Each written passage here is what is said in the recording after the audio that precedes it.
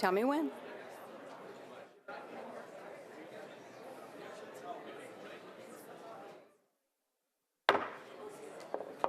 Will the meeting please come to order? Will all members of the council, as well as the public, please rise for the invocation and remain standing for the Pledge of Allegiance. The invocation this evening will be offered by Councilman Steve Glover.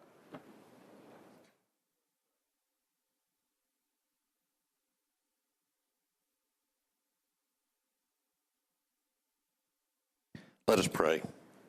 Dear Heavenly Father, we just give you thanks for the unending grace and mercy that you've shown.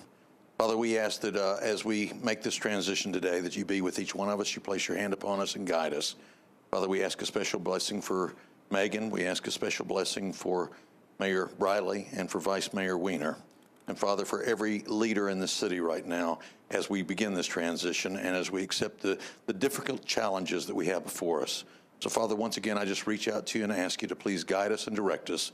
For it's in Christ's name we pray. Amen.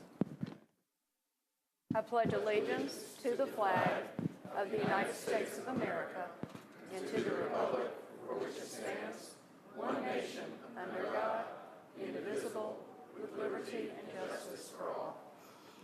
You may be seated.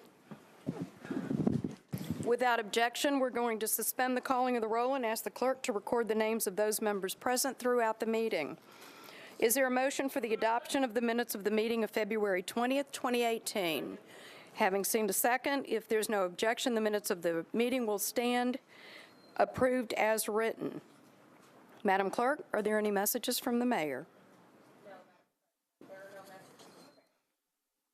I guess I could have turned you on. It would have helped. Try that again, please. No, Madam President, there are no messages from the mayor. Thank you. We're going to now move to elections and confirmations. Is there a report from the Rules, Confirmations, and Public Elections Committee? Council Lady Haywood. Yes, Vice Mayor, there is a report. By request of the administration, all of the nominees have been deferred until March the 20th. However, we have one, and that's the Sports Authority, and the appointment of Mr. Charlie Tigert.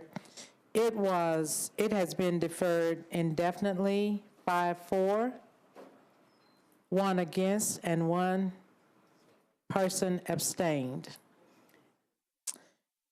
We also have approved the Work Release Commission nominee, which is Joseph D. Martini, and there was a vote 5-4 and 0 against.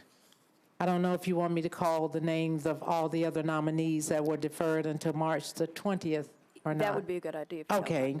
The first one is the Action Commission, and that was the appointment of Ms. Leslie Buggs for a term expiring March 6, 2019. It was deferred 5-0, and it was deferred to March the 20th. The next one is the Community Corrections Advisory Board, and it was the reappointment of Mr. Eric Evans for a term expiring January the 18th of 2020. It was deferred until March the 20th. The vote was 5-4-0 against.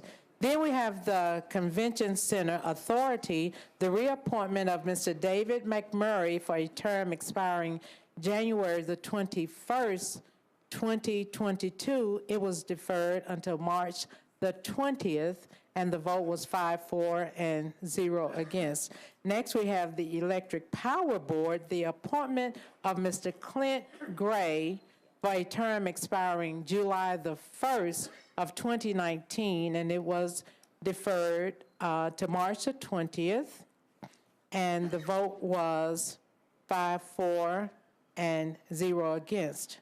Next, we have the Gas Mechanical Examiners Appeal Board, and that was the reappointment of Mr. Michael Porter for a term expiring January the 20th of 2022, and it's deferred to March the 20th, and the vote was 5-4 and 0 against. The Metropolitan Development and Housing Agency, the reappointment of Mr. Ralph Mosley for a term expiring November the 5th, 2022, and we voted to defer that until March the 20th, and the vote was 5-4 and 0 against.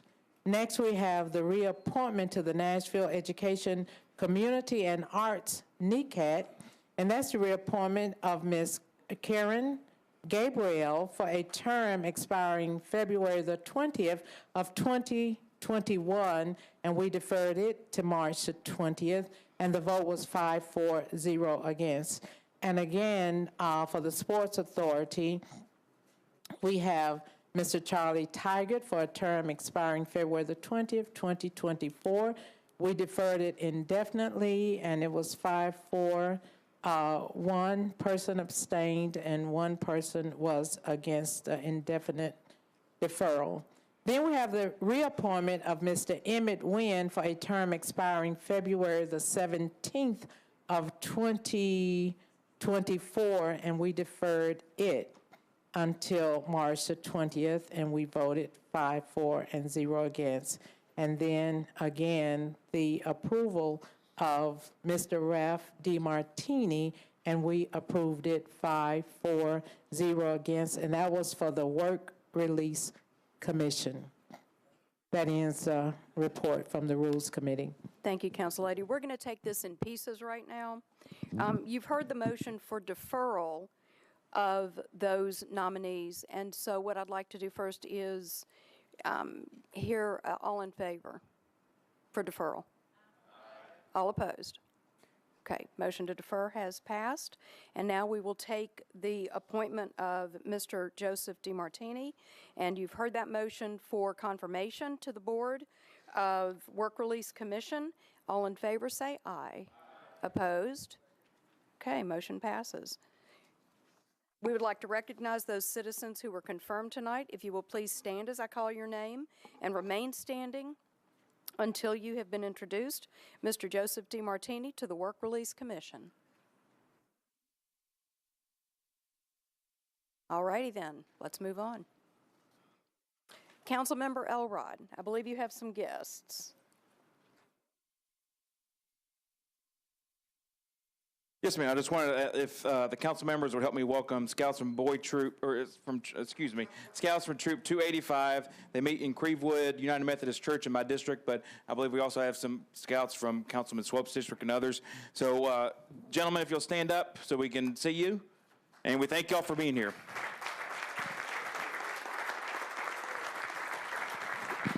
It's not in order.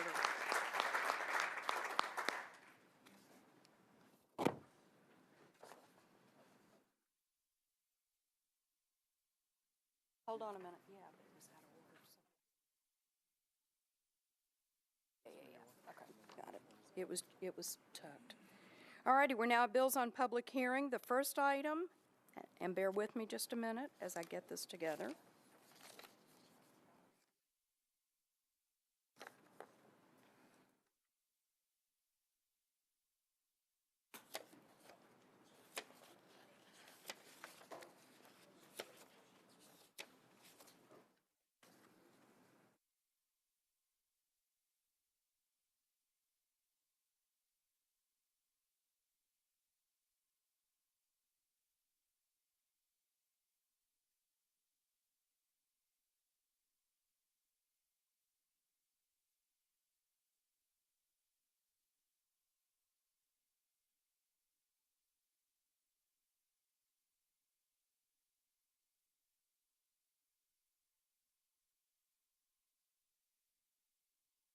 Sorry, y'all. Okay, BL 2017-938, sponsored Glover. Disapproved by the Planning Commission, amends the Metro Code pertaining to sidewalks and to establish an exemption for religious institutions in the General Services District within prescribed settings. Councilman Glover. Thank you, Vice Mayor. I'm going to end up, we spent this afternoon kind of talking to planning and some other departments. I'm going to end up deferring this indefinitely simply because we've got some other bills that we're working on with an overall sidewalk idea. So with that, I will move to defer indefinitely. You've heard the motion to defer indefinitely. All in favor? Aye. Opposed? Motion to defer passes. BL 2018-1045, Councilman Glover. Approved with conditions, disapproved without by the Planning Commission. Changes 69.76 acres from RS-15 to SP zoning for property located at Earhart Road, south of John Hager Road, to permit up to 146 single-family lots and 18 single-family attached lots. Councilman Glover. Thank you, Vice Mayor. Open the public hearing, please. Please raise your hand if you are in support. Please raise your hand if you are in opposition. I see you. With all of those in support, please rise and line up behind the podium to speak.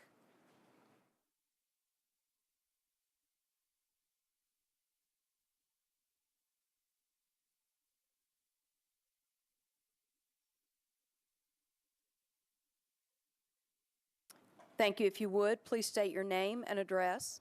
My name is Cole Newton. I live at 1318 Cardinal Avenue, Nashville, Tennessee, 37216.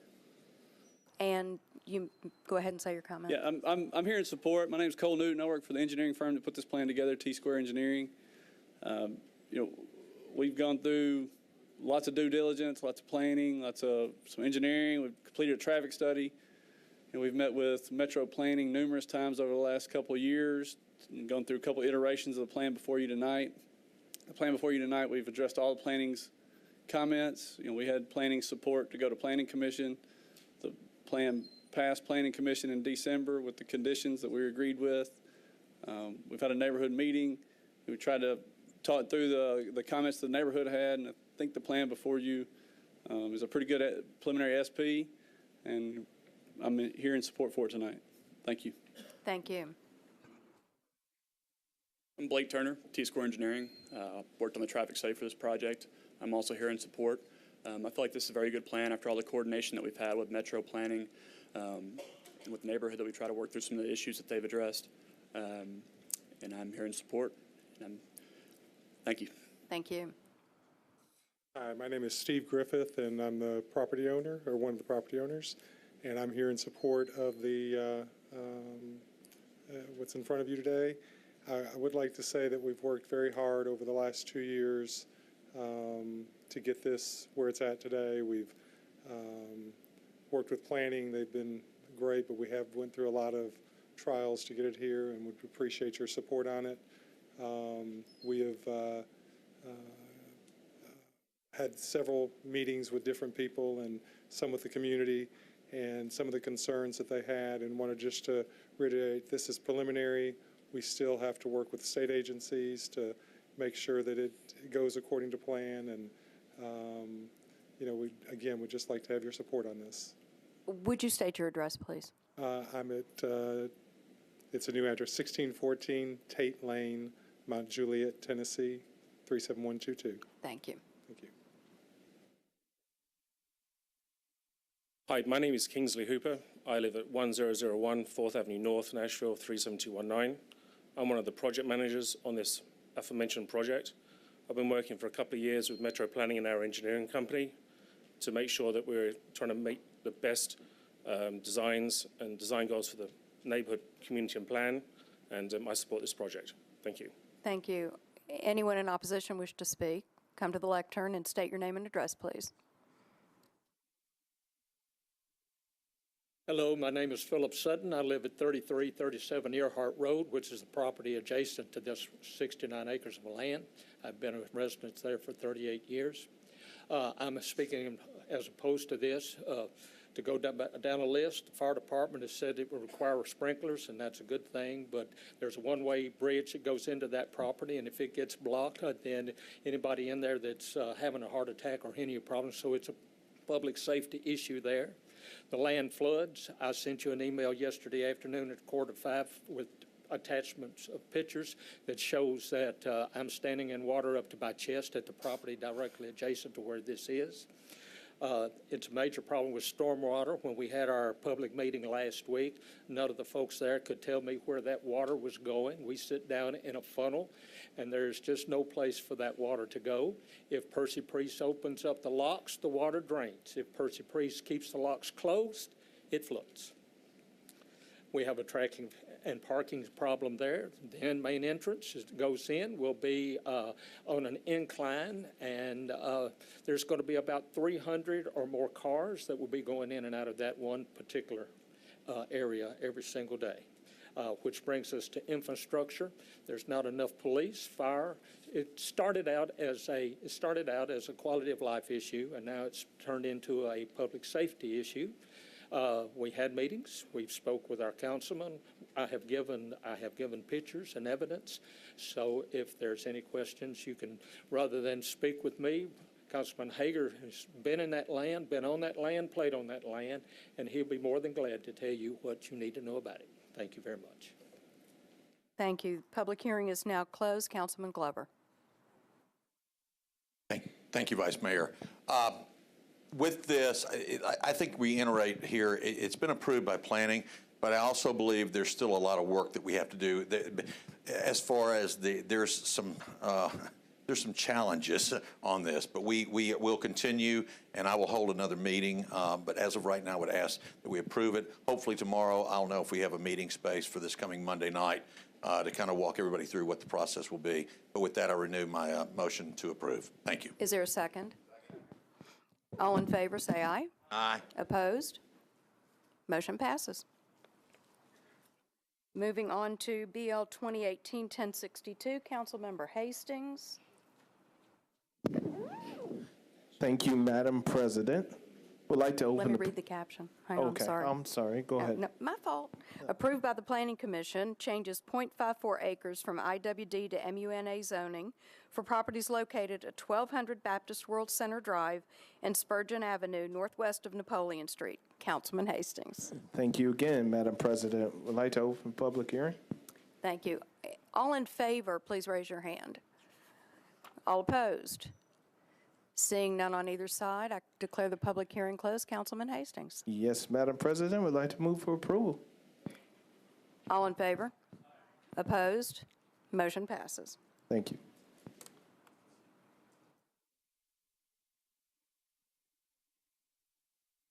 BL 2018-1083, Councilman Syracuse, approved with conditions, disapproved without by the Planning Commission.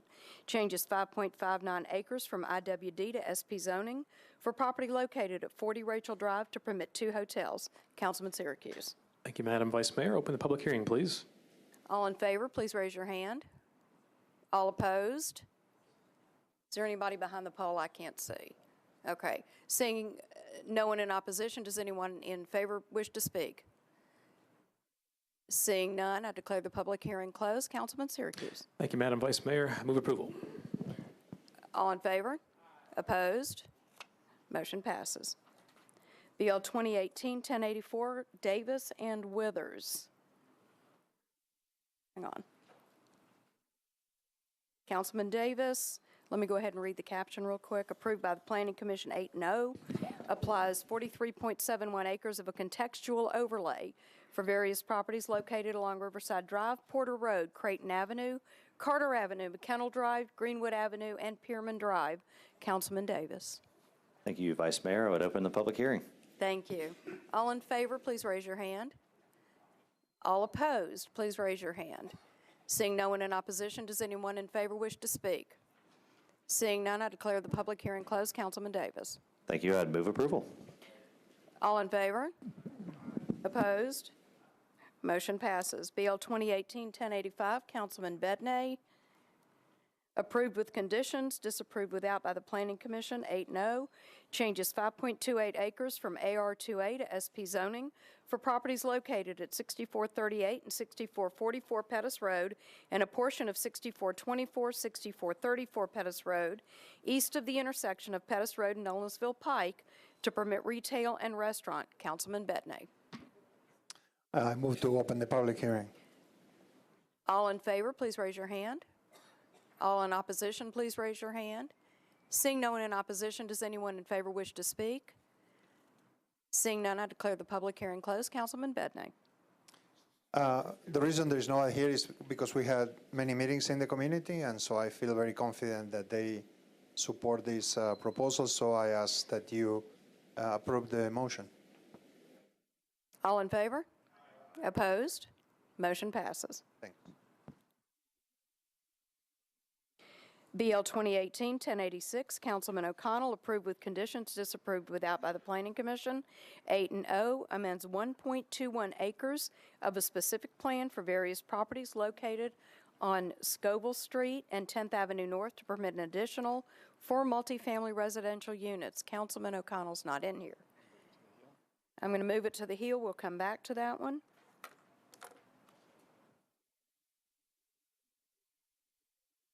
Council-Lady Henderson, you have your press to speak button.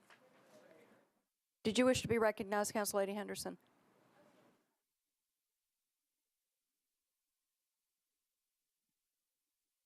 You're on. No, Vice Mayor, it was not my intent to speak. I apologize. Okay, thank you.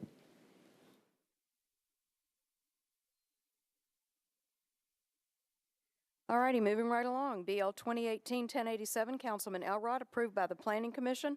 8 and O, changes 2.75 acres from OR 20 to SCR zoning for property located at 4095B, Nolensville Pike. Councilman Elrod. Thank you, Madam Vice Mayor. Move to open the public hearing, please. All in favor, please raise your hand. In opposition, please raise your hand. Seeing no one in opposition, does anyone in favor wish to speak? I declare the public hearing closed. Councilman Elrod. I move approval. Is there a second? All in favor? Opposed? Motion passes. BL 2018-1088, Councilman Sledge.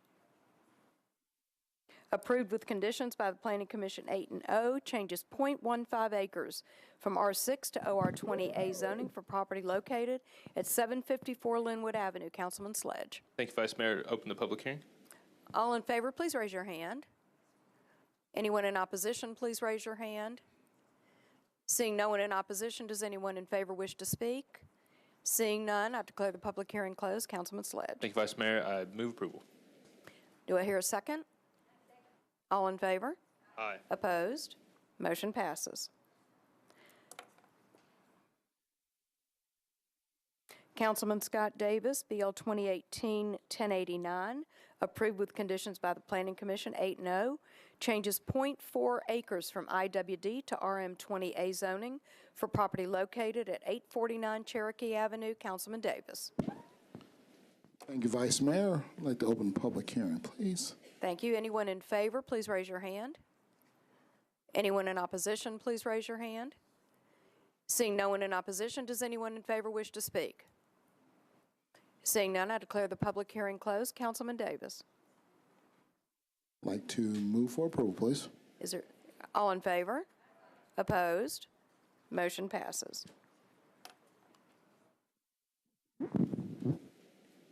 Council-Lady Mina Johnson, BL 2018-1090, approved with conditions, disapproved without by the Planning Commission, changes 1.1 acres from RS 40 to SP zoning for property located at 6719 Charlotte Pike to permit 11 multifamily units. Council-Lady Johnson. Thank you, Madam Vice Mayor. I would like to open public hearing, please. Thank you. Anyone in favor, please raise your hand.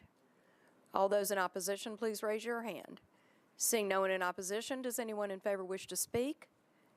Yes, go ahead, come up to the lectern, state your name and address, please.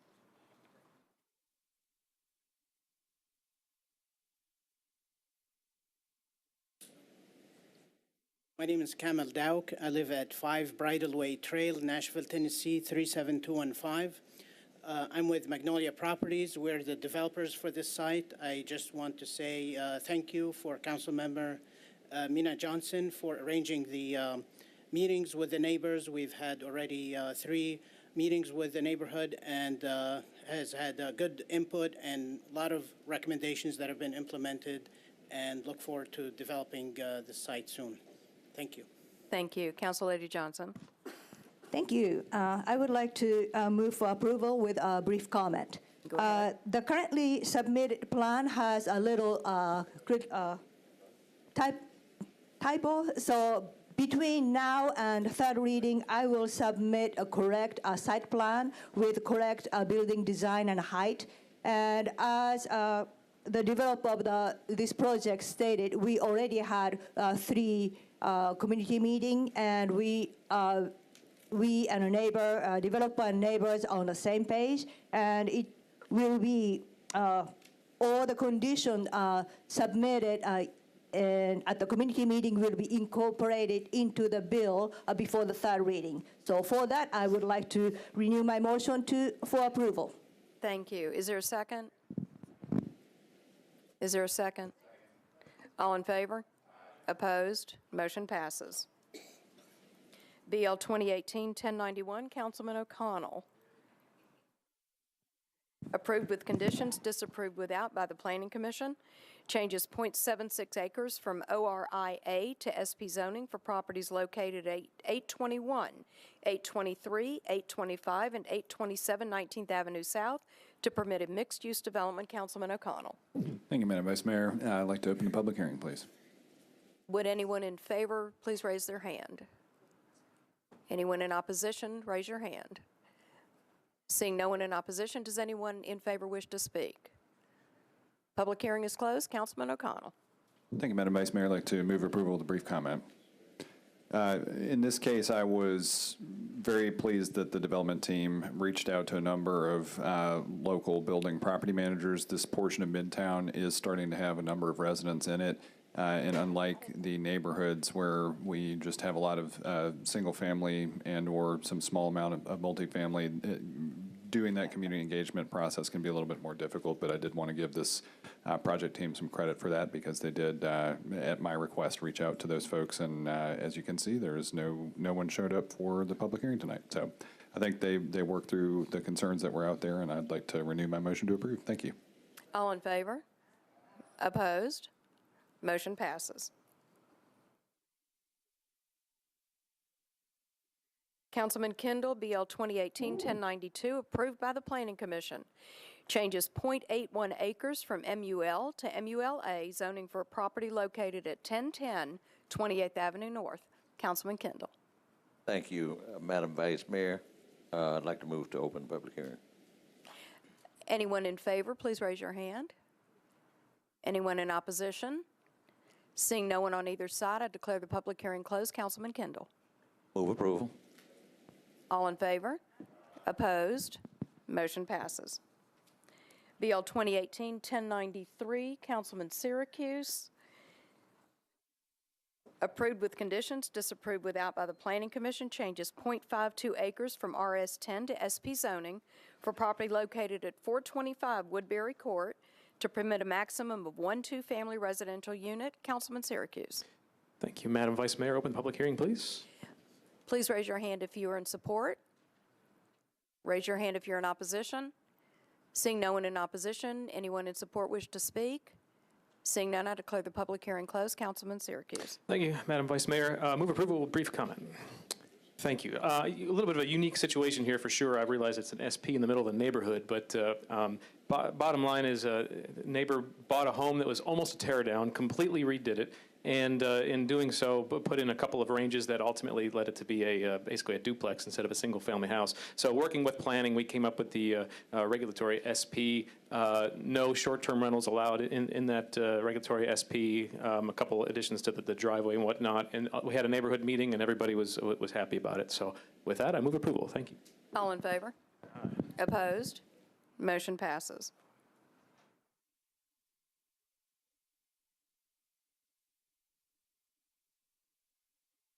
BL 2018-1094, Councilman Rosenberg, approved with conditions, disapproved without by the Planning Commission. Changes 7.35 acres from CL to SP zoning for property located at 7300 Charlotte Pike to permit all uses within the CL zone district and a microbrewery. Councilmember Rosenberg. Thank you, Madam President. I'd like to open the public hearing, please. Anyone in favor, please raise your hand. Opposition, please raise your hand. Seeing no one in opposition, does anyone in favor wish to speak? I declare the public hearing closed. Councilman Rosenberg. Thank you, Madam President. Move approval, please. All in favor? Opposed? Motion passes. Thank you for carrying that for me. BL 2018-1095, Councilmember Sledge, approved with conditions by the Planning Commission 8-0. Changes .14 acres from IWD to MULA zoning for property located at 1229 Martin Street. Councilmember Sledge, as soon as I turn you on. Thank you, Vice Mayor. I'd open the public hearing. All in favor, please raise your hand. In opposition, please raise your hand. Seeing no one in opposition, does anyone in favor wish to speak? Seeing none, I declare the public hearing closed. Councilman Sledge. Thank you, Vice Mayor. I move approval. All in favor? Opposed? Motion passes. BL 2018-1096, Councilman Scott Davis. Approved with conditions, disapproved without by the Planning Commission. Changes .87 acres from RS5 to SP zoning for properties located at 1699, 1701, 1703, and 1705 Leachy Avenue to permit up to 13 multifamily residential units. Councilman Scott Davis. Thank you, Vice Mayor. I'd like to open the public hearing, please. All in favor, please raise your hand. Anyone in opposition, please raise your hand. Okay, anyone on either side wish to come up and speak? We'll take those in favor first. If you would come line up at the lectern.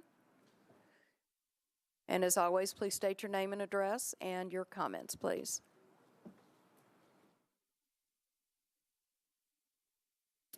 Thank you, Madam Vice Mayor. My name is Scott Morton. I'm with Smith G Studio. We're the architecture and planning firm representing the project tonight. I reside at 1005 North 14th Street, Nashville, Tennessee, 37206. First of all, I want to say I appreciate the assistance of the Highland Heights community, the Metro planning staff, and the council member for their support during this process. The planning staff's support and guidance was appreciated and really influential in creating a rezoning application that meets the community's plan and the vision per Nashville Next policy. We engaged the planning staff and the community very early in this year-long process to get input and to begin working on things with the community and the design. That input had directly changed aspects of our design through that community process and through the Planning Commission's recommendations and staff and community. This process was completely guided by the community policy and the vision of Nashville Next. We used it as the framework for our design process in coming up with a rezoning that meets the plan. Specifically complying with all of Nashville Next, providing density that the community plan supports, increasing housing choices in the area, improving mobility and transit service, access to transit service, providing affordable options for area residents, focusing density along transit major corridors, new green space and pedestrian connections, and providing critical new infrastructure improvements. We appreciated the support we received during this process from the community, and while we were unable to garner everyone's full support from the entire community, we appreciate the thoughtful and respectful conversation that was generated throughout that process, and we thank you for your time and support with this effort.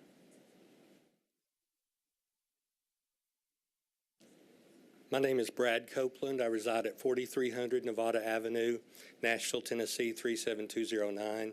I'm one of the property owners and one of the developers in this.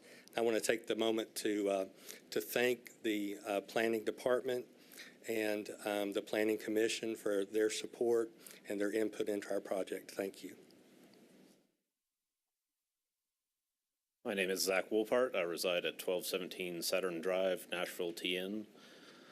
I am the civil engineer on this project. I work with DBS and Associates Engineering. I just wanted to take my time, come here in support of this project. Thank you for your time. Thank you. Madam Vice Mayor, members of the council, Dwayne Cuthbertson, 2814 12th Avenue South. I represent several property owners, residents, and investors in this Highland Heights neighborhood, and we all urge you to support this project.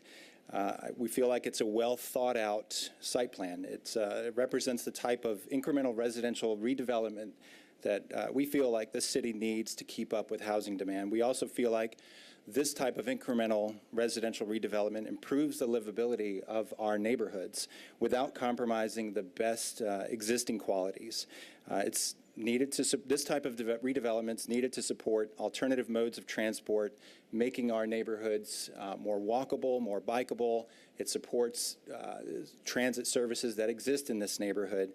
It also supports the development of neighborhood scaled services, employment, as well as commerce. And we also feel like that this type of incremental residential redevelopment is really important to help us address the affordability crisis that the city's experiencing currently.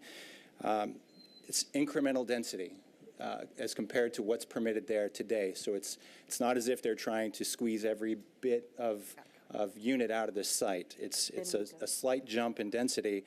And again, it's well thought out and designed. It's the type of development that improves the pedestrian realm and the streetscape vastly. It improves the existing sidewalks, gives you street connections at the cost of the developer, not the city. It's a coordinated development pattern and landscape plan that's provided to help organize the space and orient the development at a human scale. This development's also sensitive to the surrounding context. It implements protective measures like moderated building height, as well as generous landscape buffers on the north and east sides of the site up against established residential neighborhoods. So I feel like the site is very appropriate for incremental residential redevelopment. It's a corner lot. It's on a main connector between Douglas and Trinity. There's intense rezoning to the north of the site. It's up against a massive greenhouse site development that at some point in the future will redevelop somewhat intensely. So we feel like, again, it's an appropriate place for this type of incremental residential redevelopment. With those points, we would urge you to support the Planning Department's recommendation for approval and approve this council bill. Thank you. Thank you. Anyone in opposition? Please state your name and address, please. My name is Ashanti Davis. I live at 321 Edwin Street. I live about 3 blocks from this proposed development. I am a lifelong District 5 resident. And I don't know how many people can say that, but I've been living in that district my entire life. And what I will tell you is that most of my neighbors do not think that this development is thoughtful and that 13 units in the infill of a neighborhood is irresponsible. My neighbors and I are pro-development. We are pro-density as it does lead to affordable housing, but we also believe that that should be balanced against protecting the single-family character of our existing neighborhood. The previous speaker spoke about livability. I think my neighborhood's livable. There's sidewalks on both sides of Lischey. I'm able to walk down Lischey to Douglas and up to Trinity. And this actually doesn't promote connectivity because the road that this developer is having to build actually leads to a backyard. Doesn't connect to Jones, it doesn't connect to any major corridor.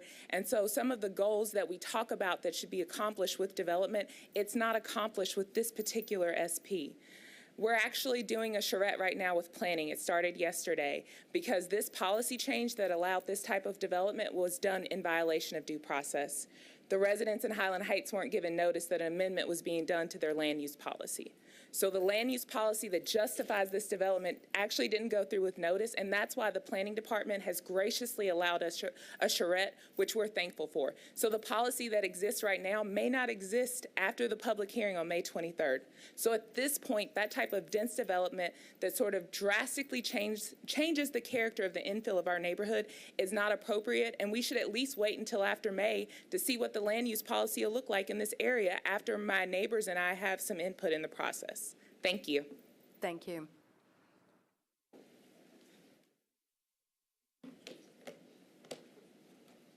Good evening, Madam Vice Mayor, members of the council. My name is Gordon Stacy Harmon. I reside at 1826 Joy Circle. I come before you to voice my opposition to this rezoning bill. I have 2 major objections to this plan. First, the density. This project proposed the construction of 13 small homes on less than 1 acre, 0.87 acres to be exact. In addition to these homes, parking areas, buffers, and green space will be squeezed into a lot surrounded by single-family homes that sit on an average of 0.17 acres per unit.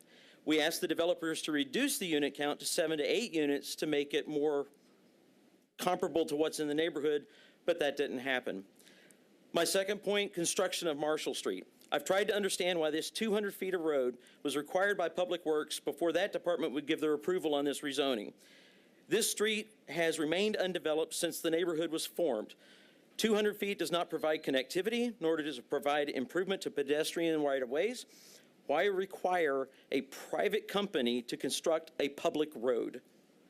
Lastly, I sent an email earlier today to all of you containing letters from 21 of my fellow neighbors. The originals are here. They could not be here in person. They also oppose this high-density project. Please vote no. Thank you for your time and attention. Thank you. Good evening. My name is Frank Hundley. I live at 921A Dalmas Avenue in District 5, and I'm a neighbor of these guys. And I'm here because this is something that occurs frequently, and in terms of like there being space in District 5 to absorb all the higher density, there's some pretty inviting spaces that one could develop on Dickerson, on Gallatin. And so it's just kind of aggravating that we keep coming back to sort of have to speak out against developments that are in the interior corridors of our neighborhoods, that are single-family neighborhoods, and it's pretty consistent throughout.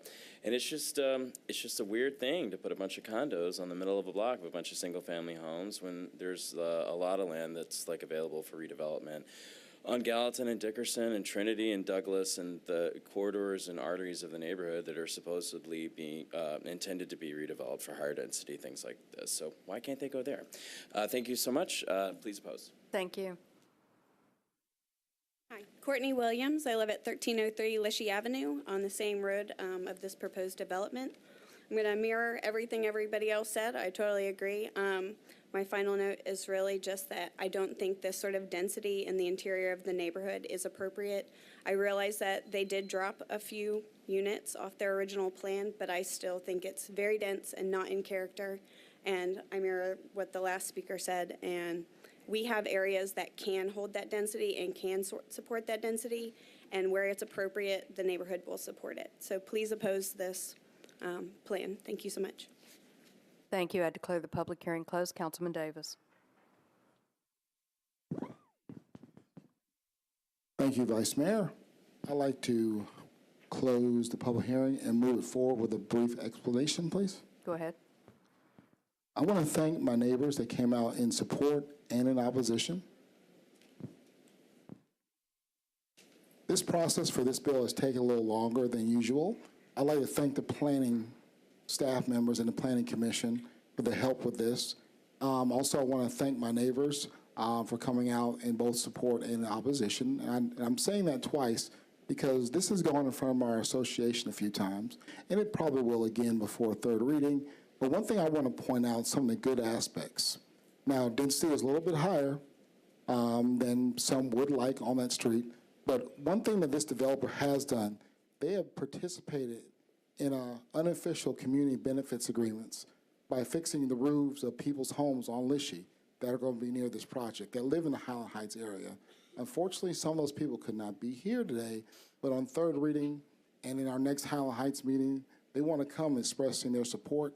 Because one thing about this is not just building affordable housing, but helping maintaining people in the community. This development is on vacant land, so we're not displacing anybody either. And also, I have Planning Commission and planning staff support. So thank you, and God bless you all. Do I hear a second? All in favor? Opposed? Motion passes.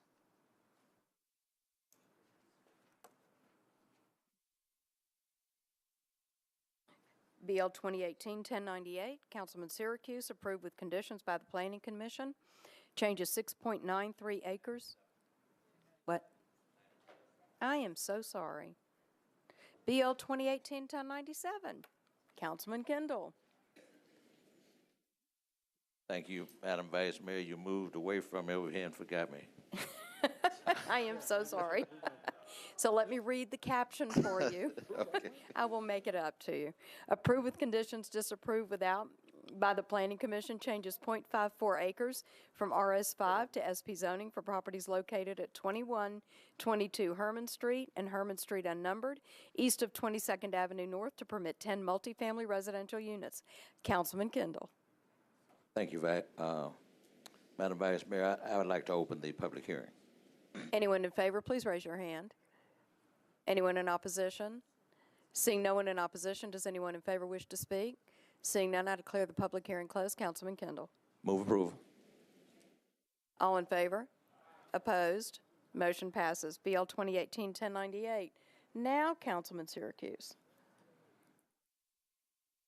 Approved with conditions by the Planning Commission, 8-0, changes 6.93 acres from CS and IWD to MUG zoning for property located at 540 Royal Parkway. Councilman Syracuse. Thank you, Madam Vice Mayor. Please open the public hearing. Anyone in favor, please raise your hand. In opposition? Seeing no one in opposition, does anyone in favor wish to speak? Seeing none, declare the public hearing closed. Councilman Syracuse. Thank you, Madam Vice Mayor. Move approval. All in favor? Aye. Opposed? Motion passes. We're going to go back to Councilman O'Connell, BL 2018-1086. Approved with conditions, disapproved without by the Planning Commission, amends 1.21 acres of a specific plan for various properties located on Scoville Street and 10th Avenue North to permit an additional 4 multifamily residential units. Councilman O'Connell. Thank you, Madam Vice Mayor. I apologize for my timing earlier. I'd like to open the public hearing, please. Anyone in favor, please raise your hand. All those in opposition, raise your hand. Seeing no one in opposition, does anyone in favor wish to speak? Seeing none, I declare the public hearing closed. Councilman O'Connell. Thank you, Madam Vice Mayor. This particular project, as you can see, I'd like to move approval of the brief comment, I guess, to be formal on this. There you go. All right, thank you. This one is one where an existing SP is basically being amended to add 4 units. It's one that has already been before the community and I think has generally good support. So I'm looking forward to seeing this one move on through to third reading. Thank you. Thank you. All in favor? Opposed? Motion passes. We're going to move to BL 2018-1099. Councilman Scott Davis. It's been disapproved by the Planning Commission 7-0, changes 0.27 acres from RS5 to SP zoning for property located at 207 Myrtle Street to permit up to 4 multifamily residential units. Councilman Davis. Thank you, Vice Mayor. I'd like to open public hearing, please. We're going to hear from Planning first.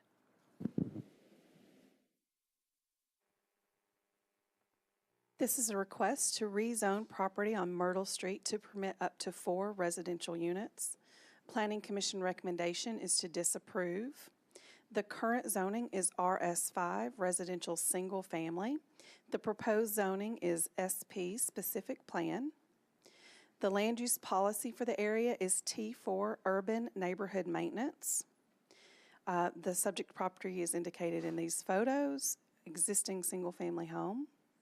The plan as proposed is for 4 multifamily units on 1 lot. 2 of the units would front on Myrtle Street and 2 would be located to the rear. The access is from the alley. Parking is located in front of the units along Myrtle Street. The existing land use surrounding the property is primarily single family with some scattering of 2-family units. Again, the land use policy is urban neighborhood maintenance. The Planning Commission analyzed the proposal and found that the plan would permit multifamily development into an area that is primarily single family and 2-family, and it's inconsistent with the existing development pattern. Therefore, Planning Commission recommended disapproval. Thank you. I'm going to open the public hearing. Anyone in favor wish to speak, please? Anyone in favor, please raise your hand. Thank you. Anyone in opposition, please raise your hand. If you would like to speak, please line up at the lectern. We'll take those in favor first. Please state your name and address. Hello, my name is Emily Mogadam. I'm the owner of 207 Myrtle Street, Nashville, Tennessee 37206. The increased housing demand in Nashville has caused a shortage of housing and resulted in homes becoming less and less affordable to the average Nashville resident. Yesterday, a nonpartisan poll conducted by Vanderbilt University revealed 78% of Nashville residents agree that more affordable housing is needed. Rising costs in housing have pushed longtime residents out of their neighborhoods. I think our specific plan is a perfect example of the balance that must be struck in Nashville moving forward to address both the increasing housing demand and the very real problem of displacement of longtime residents. This plan, which was crafted with the help of Eddie Latimer at Affordable Housing Resources, includes a designated affordable home to be rented for a period of at least 10 years to displaced neighbors at the designated HUD market rate. 3 additional homes would also be built, helping to fill the need for smaller, more affordable housing near the Nashville core. The intent under this SP is for long-term tenants, not Airbnb rentals. This should be a welcome sight, an infill proposal that addresses both the increased housing demands and the affordable housing problems that are currently plaguing our city. I believe that this property proposal also fits in character of the neighborhood. Our property, 207 Myrtle, is directly across the street from 208 Myrtle, which just got a permit to build 4 large homes. It appears there are 11 lots with either 4 builds built or planned within the 3 streets directly across from 207 Myrtle. RSP is the only multi-build that includes affordable housing. Thank you for your consideration. Thank you. Madam Vice Mayor, council members, my name is Alan Grant, 4508 Wyoming. A moment ago, we were showing a couple of maps, and I thought one of them that was skipped by pretty quickly was one that I thought was most critical, and that was one with the gray area that's literally right across the street from the property in question. While certainly this property is outside of that gray area with a different zoning pattern and different density requirements, I would obviously propose that if this property was literally just across the street, it would be approved. There's something a little inequitable about that, a little bit arbitrary about that, when it's on literally the same exact street right across from these homes. One thing I would note is that if approved, if this council in its wisdom would approve this proposal, it would allow for consistency along the street. You would notice that this property in and of itself is the same size as the ones across the street. But also, you would be taking note of the fact that this property would have further restrictions on it than the ones that are right across the street from it, in that they are dedicating one property to HUD-defined affordable housing to be controlled by this SP. That's something they've taken upon themselves to do. This is the type of activity that we should be rewarding. This is the type of activity that we should be supporting, regardless if it's across the street from a gray area. I think this is something that we have to support. Earlier, a gentleman used an excellent term. It was incremental infill, incremental development, incremental residential redevelopment. That's exactly what this is, too. Planning approved that. Planning did not approve this. But I would ask that you do so. Thank you. Why don't y'all go ahead and come up a little bit closer so it didn't take so long for you to walk up. My name is Larry Hunter. I live at 110 McFerrin Avenue. Myrtle Street is directly behind me. Trying to understand why we have this planning commission in Metro if we're not going to abide by their suggestions. 4 houses on 0.27. I'm trying to divide that up by 4. People be walking out of their houses into each other. I don't understand why we need 4 houses on 0.27 acre of property when they're single family. I heard the mention of affordable housing. I think there's going to be 1 out of the 4 that might be affordable for someone who's not able to pay $1,200, $1,500, $2,000 a month. We don't have that in our neighborhood. And I'm really hoping that you all don't destroy our neighborhood with all of this influx of these houses, 4 houses, 6 houses on a lot, and all of that type of stuff. Thank you for your time. Thank you. My name is Ann Allen. I live at 128 McFerrin Avenue, 37206. My kitchen window looks out onto the lot that this family wants to develop. First of all, I'd like to say that the development of the 2 lots across the street from the lot that they would like to develop is actually an argument against their development of their lot, because a lot of this will involve on-street parking. And the people who live there now have about 2 spaces per house designated on the street per house. But with this influx of 12 new residences on the other side of the street, and then the possibility of these 4 more residences on this side of the street, that street's going to be really crowded. My biggest concern, however, is not just a general concern about the overburden of existing infrastructure, but rather a very specific one, which is the stormwater drainage. The stormwater people from Metro have come out to the alley that is directly behind this lot and where these people will access the lot with their vehicles. And they have stated that there needs to be an additional drain on the alley there. It is on their list. The engineer has come out, but it's not high on their list. It's really low on their list because, as you know, the infrastructure of Nashville was disturbed with a flood several years ago. So they have a lot of work on their hands, and that new drain in that alley is not going to be put in there anytime soon. With this development, another lot will be covered with concrete, and so a lot more rainwater will drain into that alley.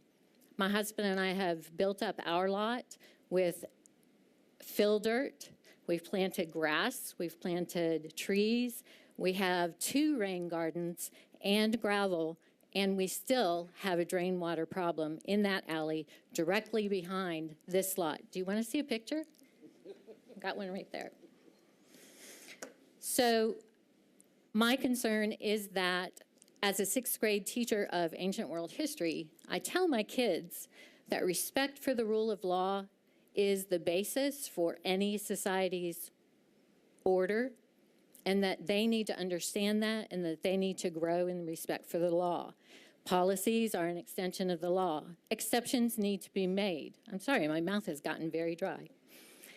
But I want those exceptions to be made very thoughtfully and not to create more problems. Also, as a school teacher, I am, like you, very concerned about the mental health of our communities. It is not my responsibility as a teacher to take care of all the mental health issues in our community, but it is a responsibility of all of us. And my plea is that we make decisions responsibly for the benefit of the mental health of the community. Thank you. Thank you. My name is Amos Allen. I live at 128 McFerrin Avenue, 37206 with Ann. We built there 4 years ago. We are, like she said, directly across from the back of this alley. We are not against progress. We would love to see 1 or 2 houses there. I want to be abstract for a moment. Our neighbor Larry mentioned the neighborhood, single family. We are a good neighborhood. Many of us know each other. My experience over the years in many different contexts show that too much density, I don't have a number, decreases neighborliness. We want to have good neighbors because good neighbors do promote safety. Good neighbors do promote mental health. Good neighbors do create community. And this density, I believe, on 207 Myrtle would not encourage people to be good neighbors. We get to know each other when we're outside. In a setting like that, people will stay in their house or get in their cars and leave. So we're not against some houses being built there, just not for. Thank you. Hi, my name is Jennifer Allen. I live at 122 McFerrin Avenue, and I am really nervous to be up here. But my parents and I walked around the neighborhood when we got the first notification about the rezoning hearing, and just talked to the neighbors, tried to get an idea of how everybody felt about it. And I have a petition with over 30 signatures of people who are not in favor of the 4 houses, and I also have some statements that I'm going to read from neighbors who couldn't be here tonight but who wanted to have their voice spoken. David Pennell at 302 Myrtle says he can't make the meeting, but he agrees he doesn't want to see 4 units on 1 lot on Myrtle. There's already another multi-unit development across the street, further compounding the congestion.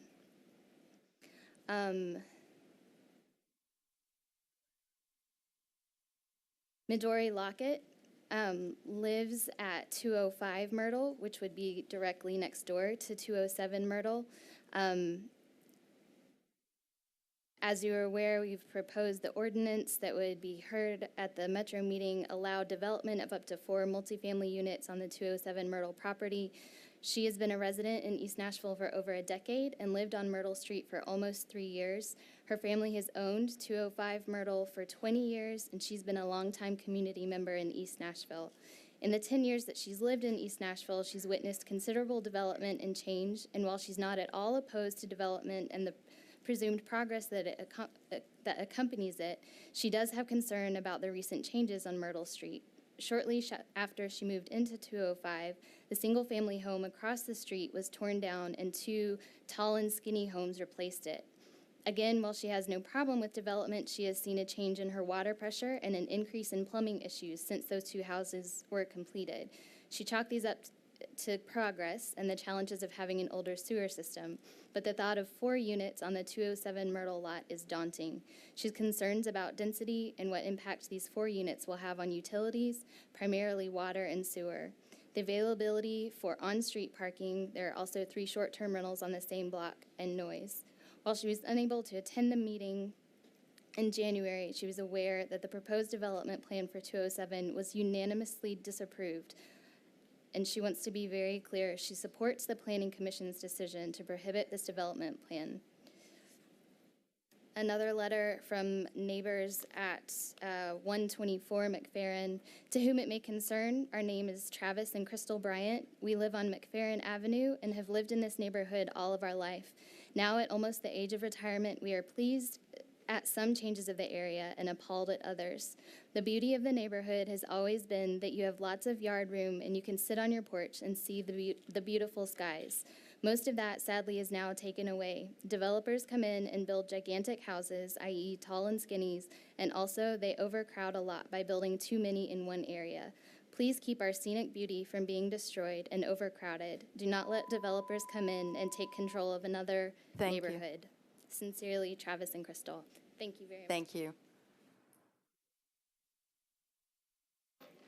Hi, y'all, again. I am not trying to fall on deaf ears. I'm Ashanti Davis. I live at 321 Edwin Street. I'm not in this exact neighborhood, but in my car, I'm 3 minutes from these lovely people's home because I actually met them at the Planning Commission meeting in January. And I was shocked that planning staff recommended disapproval and then Planning Commission agreed because it fell into policy. And I saw Amos come up and advocate for his neighborhood. So I went by his house. I got his address off the Planning Commission video, knocked on his door, not expecting him to let me in, and his wife welcomes me in, and I have a 2-hour conversation with them about their specific little neighborhood. And what fascinates me, they live in District 5 and I live in District 5, and we're all seeing the same problems. Metro Water has been out in front of my house for the last 3 months consistently because I wasn't reconnected to the old sewer line and I had sewage backing up in my house. There's a stormwater problem in District 5. I have a drainage ditch in front of my house and it floods every time it rains. And so even though we're not in the same neighborhood, we're in the same district and we have the same problems. And we're wondering why is it the burden of District 5 to house all of the density and the affordable housing? We understand that there's development, but no one's fixing our infrastructure. And so we're like, hey, we're pro-development. We've allowed a lot of development in, but no one's fixed the infrastructure. And so our main problem is lead with infrastructure. We have a lot of density in that area now. We have lost a lot of the character. And so before we add any more density, especially density disapproved by planning, let's be thoughtful about the development. Let's be thoughtful about the infrastructure. Thank you.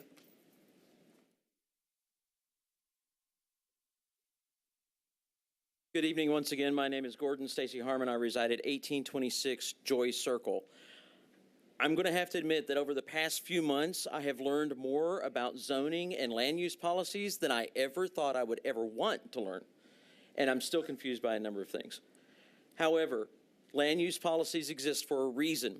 Land use maintenance exists for a reason, and that's to preserve the character of a neighborhood, the fabric of that neighborhood.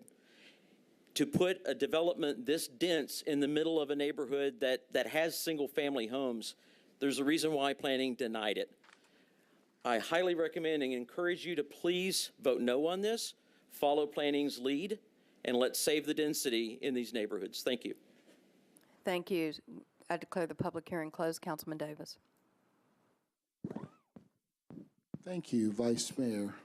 I would like to close the public hearing, pass it, and then send it back to the Planning Commission, and then have a brief recommendation. Does that make sense? It does. Is there a second?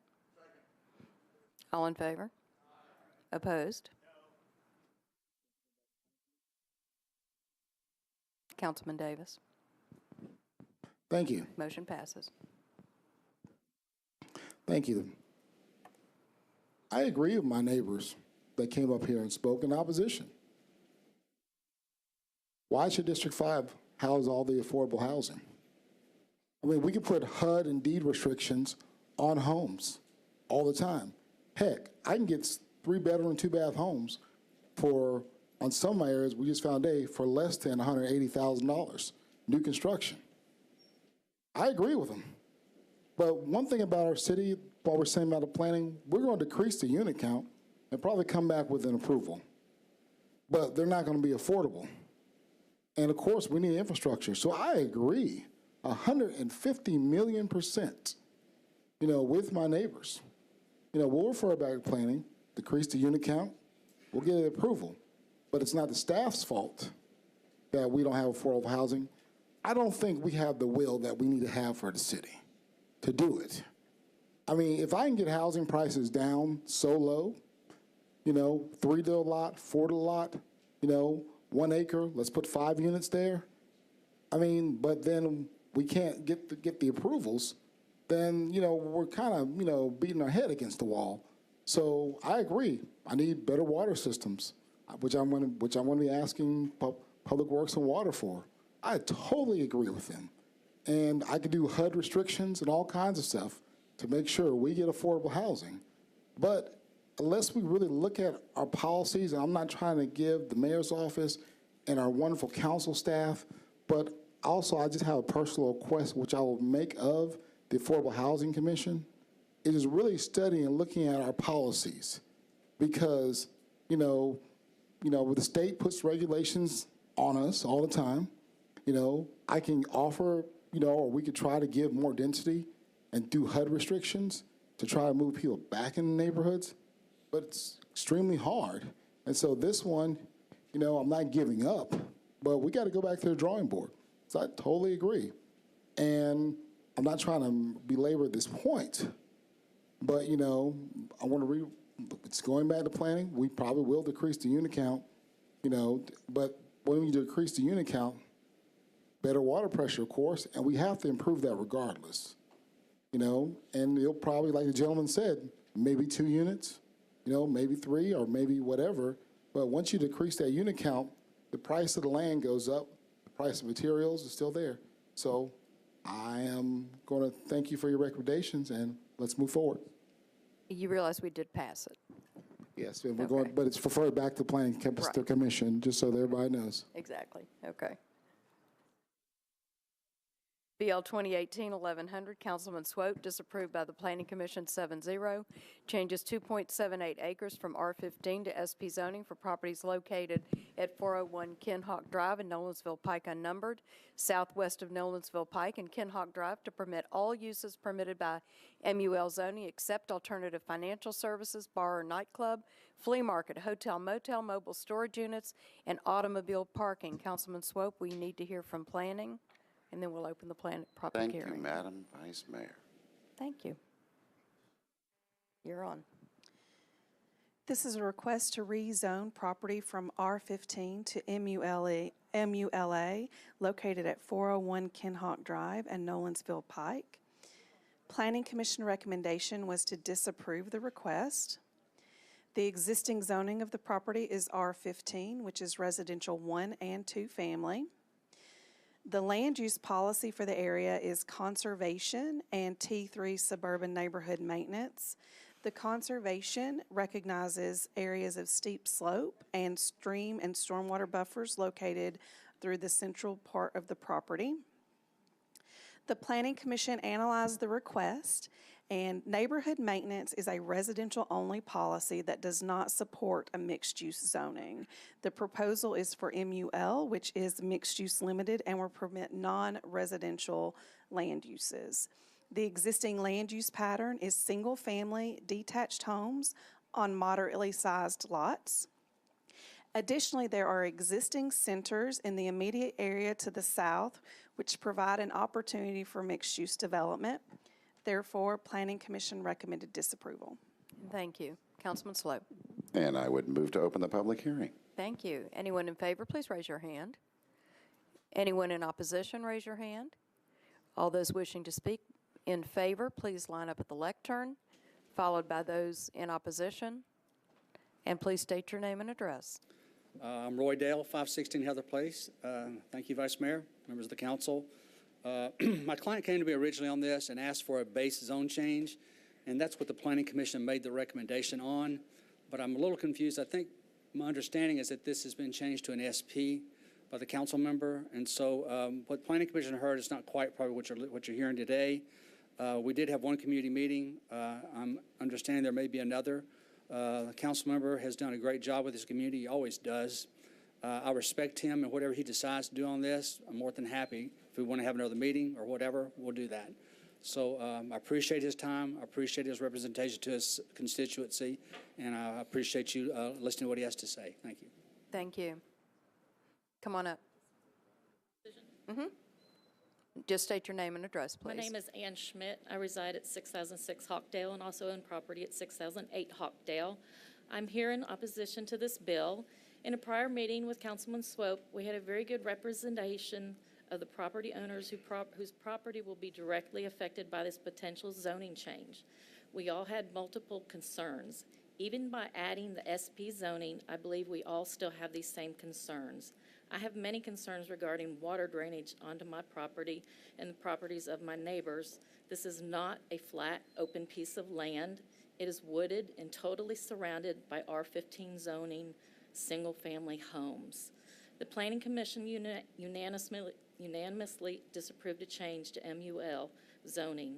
The end result of this potential change to SP zoning, for what I can tell, will be MUL zoning. Please vote against this bill. Thank you. Thank you.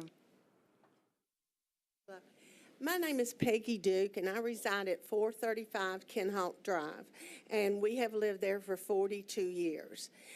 We are a very small neighborhood with 3 dead-end streets, one way in and one way out, and that being Nolensville Road. And it's still, at this time, a 2-lane highway, bumper to bumper in both directions at all times. We do not have a light to get in and out of the neighborhood. And we did get signs put up that said don't block intersection, which nobody pays any attention to. So we kind of take our lives in our hand as somebody slows down a little, particularly if you're turning left, to get out of our neighborhood. Nolensville Road, as everybody knows, has exploded with new growth. Not only new subdivisions and housings, but every business that we need is just right there together. At that corner where we have to leave, we object to anything that's going to put one more traffic area for us to have to look at. We just don't, it's a zone for single family, and we would appreciate it if you follow the Planning Commission's recommendation to decline. Thank you. Thank you. My name is Jerry Duke. I live at 435 Kenhawk Drive. As my wife says, we've been there 40-plus years. We're a very small neighborhood. There's approximately 60, 65 houses that make up that whole neighborhood. Lots ranging from size from a half acre up to an acre and a half. It's wooded. This area that they're talking about down on Nolensville Road is a wooded area. The traffic on Nolensville Road, there's talk about it being 4-lane. I don't think that'll happen in my lifetime. But in the morning, traffic backs up from Old Hickory Boulevard 3, 4, sometimes as much as 5 miles, bumper to bumper, dead still. Any additional commercial activity in this area is not positive for the neighborhood. And I urge you to vote against this. Go with what the Planning Commission says. It's not feasible. Thank you. Thank you. Good evening. My name is Jenna Herrera, and I reside at 428 Kinhawk Drive with my husband. I really don't have much to add. I really just want to say that I 100% agree with the points that my neighbors have made, and would also urge you to agree with the Planning Commission's recommendation to decline. Thank you. Thank you. Good evening, I'm Pam Brown. I reside at 418 Kinhawk Drive, 37211, and I just wanted to add my voice to those in opposition and affirm the decision of the Planning Commission. Thank you. Thank you, Councilman Swope. Thank you, Madam Vice Mayor. Obviously, there is some work to be done on this particular issue. This is being changed to an SP, or the request is to an SP, not to MULA. That has been changed. There have already been a lot of concessions made on the developer side to this, but obviously there are some more that need to be made. If you will pass this on second read, you have my word that I will again meet with the community, sit the developer down, and horsewhip him to not build on this until after Nolensville Road has been expanded. It will be expanded within the next 3 years, if not sooner. They are going through buying right away as we speak. So it will be a 4 and/or 5-lane highway, just like Old Hickory Boulevard, which will change the entire context and density of this entire street. So with that, I ask that please pass this on second, give me a chance to meet with the community again, and if the community is not in complete support of this, I will defer this indefinitely on third. Thank you. Is there a second? All in favor? Opposed? Motion passes. Okay, we're going to move to consent agenda resolutions, and I will read those consent agenda numbers: RS 2018-1058, RS 2018-1059, RS 2018-1060, RS 2018-1061, RS 2018-1063, RS 2018-1065, RS 2018-1066, RS 2018-1069, RS 2018-1070, RS 2018-1071, RS 2018-1072, RS 2018-1073, RS 2018-1074, RS 2018-1078, RS 2018-1079. Any of those need to be removed from the consent agenda? If not, I will read those captions. Resolution RS 2018, hang on a minute, sorry guys. RS 2018-1058, Dowell & Vercher approves a socket to litter grant from the Tennessee Department of Transportation to the Metro Nashville General Services Department to propose a multifaceted solution to ongoing litter issues due to the heavy use and lack of waste containers at the commons at the crossings. Resolution 2018-1059, Vercher authorizes the Metro Department of Law to compromise and settle the personal injury claim of Angela Rowland against the Metro government in the amount of $27,000. Resolution RS 2018-1060, Vercher and Gilmore, approves a grant from the Tennessee Department of Health to the Metro Board of Health to provide public health activities to enhance the health and well-being of women, infants, and families by improving community resources and service delivery systems. Resolution RS 2018-1061, Vercher, Gilmore, and Freeman, approves a grant from Adrian Budnick and community members to the Metro Board of Health to provide emergency medical care for animals at Metro Animal Care and Control. RS 2018-1063, Gilmore, approves a contract between the Metro Board of Health and East Tennessee State University to provide clinical experience opportunities for its students. RS 2018-1064, Gilmore and Hurd, approves a contract between Metro Board of Health and Tennessee State University to provide clinical experience opportunities for its students and residents in various health professions. Resolution 2018-1065, Gilmore, approves a letter of agreement between the Metro Board of Health and Tennessee Breast and Cervical Screening Program to seek reimbursement for cervical cancer screenings. Resolution 2018-1066, Vercher, Roten, Allen, and Murphy approves a grant from Greenways for Nashville to the Metro Parks and Recreation Department to provide funding in support of the I-440 Greenway construction project from Elmington Park to Oman Street. Resolution 2018-1069, Vercher and Roberts, approves a grant from the Tennessee Highland Rim Care Coalition to the Nashville Fire Department for the purchase of battery-operated remote lighting and rescue stretchers. Resolution 2018-1070, Vercher and Roberts, approves a hazardous materials emergency preparedness grant from Tennessee Emergency Management Agency to Metro government. Resolution 2018-1071, Vercher and Elrod, approves a special litter grant from the Tennessee Department of Transportation to the Metro Public Works Department to propose community-based litter education and neighborhood cleanups targeting all ages. Resolution 2018-1072, Hastings, Vercher, and Elrod, approves a flood mitigation assistance grant from the Tennessee Emergency Management Agency to the Department of Water and Sewage Services for flood mitigation. RS 2018-1073, O'Connell, Bedney, and Elrod, authorizes Drury Nashville LLC to construct and install an aerial encroachment at 300 Koreans Veteran Boulevard. RS 2018-1074, O'Connell, Bedney, and Elrod, authorizes LRC Restaurant Nashville LLC to construct and install an aerial encroachment at 123rd Avenue South. Resolution 2018-1078, Haywood, approves the election of notaries public for Davidson County. RS 2018-1079, Murphy, Vercher, Johnson, Dowell, Van Rees, Johnson, Henderson, Allen, and Roberts recognizes the month of March as Women's History Month in Nashville.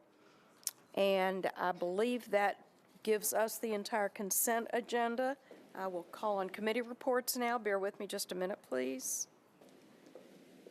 Okay. We've got Vercher. Vercher, Elrod, Dow. What do you find the list? Hastings. Well, we're not doing it. Okay. Bedney.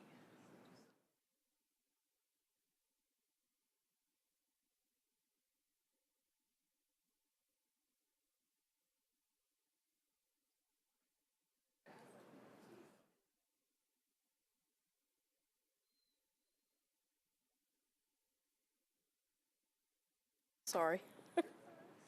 And Haywood. Where's Haywood? Okay, I hope I've got everybody turned on. We'll find out. Okay. Council Lady Vercher. Thank you, Vice Mayor. Budget and Finance recommended approval, 10-4, 0 against on RS 2018-1058 and 1059, RS 2018-1060, 1061, 1066, 1069. Budget and Finance recommended approval, 11-4, 0 against. RS 2018-1070. Budget and Finance recommended approval, 12-4, 0 against. RS 2018-1071 and 1072. Budget and Finance recommended approval, 13-4, 0 against. Thank you. Councilman Hastings. Thank you, Madam President. For RS 2018-1048, Health Hospitals and Social Services, for that bill, it was deferred. That one's not on consent. It's not on consent? Oh, okay. Well, sorry. No, go down to 1060. 1060, yes, ma'am. Thank you very, very much. For 1060, we have 5-4 and 0 against, and we move to approve that as well. Do you have a report on 1061, 63, 64, and 65? Yes, ma'am, I do. For 1061, we have 5-4, 0 against, and to move to approve that. And for 1063, 5-4, 0 against, move for approval. 64 and 65? 61? Nope, 64 and 65. 64, 65, 5-4, 0 against. Approve on that. And 65, 5-4, 0 against. Thank you. Thank you. Councilman Roten. Thank you, Madam Vice Mayor. Parks, Library, and Recreation Committee approved Resolution 2018-1066, 7 in favor, 0 against. Thank you. Councilman Bedney. Thank you, Vice Mayor. So I have 1073, 1074, 1075 were recommended for approval, 11-4, against. I want to thank my wife for keeping me updated on The Bachelor. What's going on right now? Thank you for that. Councilman Elrod. Your wife loves you more than mine. She is not mine. Does not watch me. Resolutions 1071, 1072, 1073, 1074. We recommend approval, 7 in favor, 0 against. Thank you. Council Lady Haywood. Hang on, I think I missed somebody. Hold that thought. I'm sorry. I skipped Mary Carolyn Roberts, so Council Lady Roberts, you're up. Thank you, Madam Vice Mayor. Public Safety and Bureau voted 4 in favor, 0 against on 1054 and 1069, and voted 5 in favor, 0 against on 1070. Thank you. Council Lady Haywood. Thank you, Madam Vice Mayor. On Resolution RS 2018, we reviewed it, the Rules Confirmation and Public Elections, and we recommended approval by 4 and 0 against. And with that, I think all committee reports are in for all on the consent agenda, and I move that we would approve the consent agenda. Thank you. All in favor? Opposed? Consent agenda passes. All right, we will move through those that are not on the consent agenda. So the first one's RS 2018-1048, Verter, Gilmore, Allen, and Sledge. Approves a grant from Boulevard Bold, Inc. to Metro Government for the Metro Nashville Social Services Commission to benefit the House Nashville program to aid the homelessness. Councilman Hastings. I'm sorry, I'll take Council Lady Vercher first. I'm sorry. You approved it, Health Hospitals. Councilman Hastings, I'll get this straight. You're up. 1048. 1048, we are moving to defer this one meeting. There's a motion to defer one meeting. Do I hear a second? All in favor? Opposed? Motion passes to defer. Thank you. Let's see, RS 2018-1049 approves a grant from Dorothy Kate and Thomas Frist Foundation to the Metro Nashville Social Services Commission in support of the House Nashville Fund. Councilman Hastings. Thank you, Madam Vice Mayor. We are moving to defer this one meeting as well. Is there a second? All in favor? Opposed? Motion passes.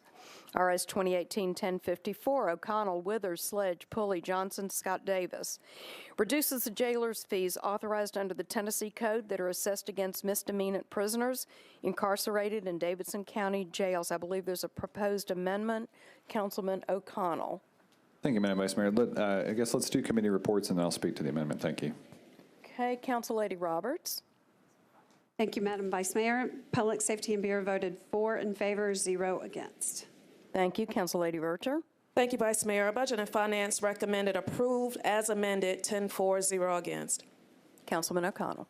Thank you, Madam Vice Mayor. We did get an amendment through the budget and finance process that has been fully considered. I did get, unfortunately, too late for a timely filing, an amendment that just impacts the recitals. The mechanics of the resolution as approved by both committees to date is intact and unchanged by this proposal, but I would, at this moment, I would like to move to suspend the rules to get a refined version of recitals with some input from Metro Finance, please. There's a motion to suspend the rule. Does anybody have objection?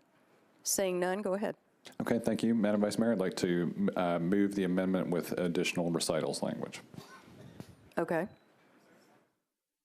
Second. All in favor? Opposed? You're on your motion as amended. Thank you, Madam Vice Mayor. I'd like to move to approve with a brief comment. Okay.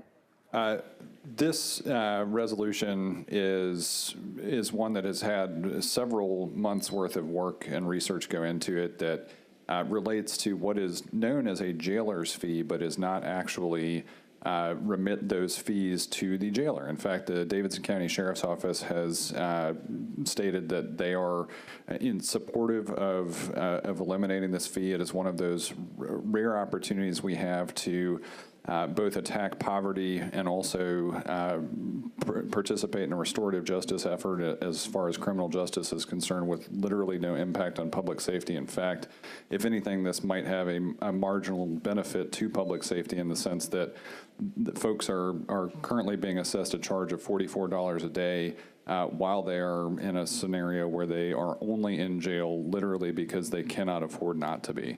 I'm really grateful to the co-sponsors who joined me in this effort, and clearly we've seen a healthy amount of community support for this, so really grateful to see this resonating.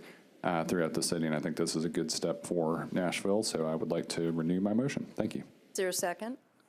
All in favor? Opposed? Motion passes.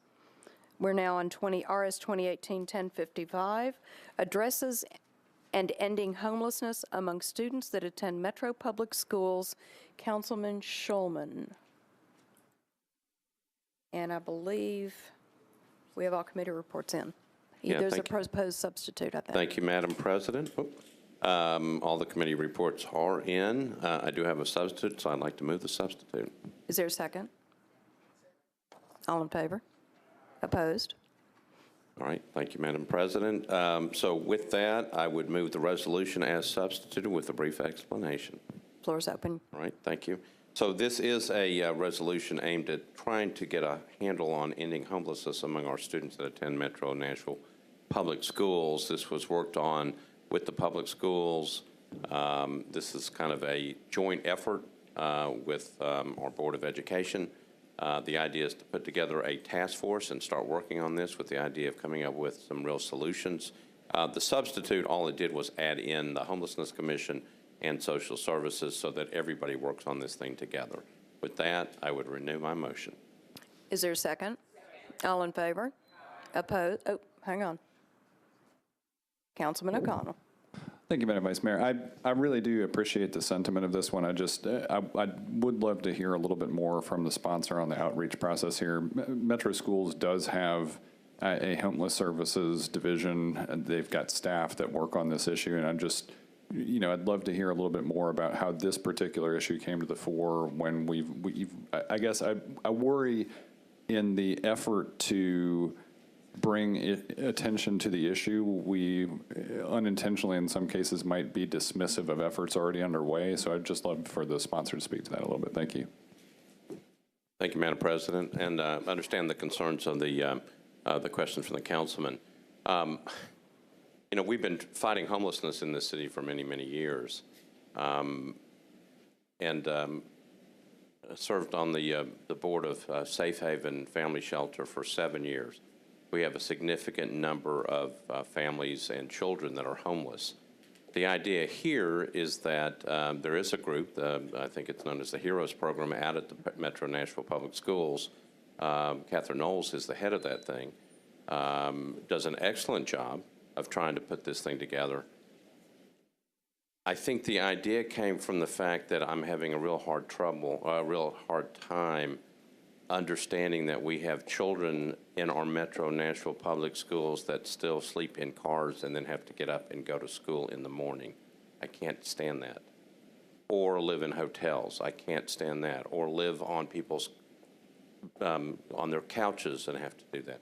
Hard enough, as you know, to go to school and be a teenager, having to be homeless trying to deal with that, to me, is unacceptable. So what this is an effort working with the school system and working with the HERO program to actually try to figure out if once and for all we can actually solve one of the problems that we've got going on. And so that's why the resolution is brought. Thank you. Thank you. So we'll move to the bill as substituted. Anyone in favor? Aye. Opposed? Motion passes. I am so sorry I didn't see it. I apologize. So we're going to go back to Council Lady Haywood. No, I'm fine. I just wanted to speak to the homelessness. I am a retired teacher, and I've had many students that are homeless, and I don't think any effort that we try to put in place, we could overextend our reach in terms of trying to end this. And I applaud your concern, and I would love to be a part of the result of what you're doing. Thank you. Council Lady Mina Johnson. Thank you, Madam Vice Mayor. I would like to thank the sponsor of the bill for keep pushing. I am serving as one of the Metro Homelessness Commission, and currently we are working on the plan for homelessness planning council, because we are having MDHA side of continuum care, continuum of the care. And also, we have a Metro Homelessness Commission. So it has been like a two-pillar working side by side, but not really wholly, connected. So we have been working to unify those two different bodies. And so we are committed to reducing or eliminate a homeless population. So having this ordinance with amended language, it is what precisely we are working on it. But it's not harm what we are doing, and rather kind of, keep us on the top. Are we still doing it? So for that, I can support that, and I do appreciate continuous ongoing. And I would like to say one thing, because, last year, Councilmember Schulman pointed out about the shelter.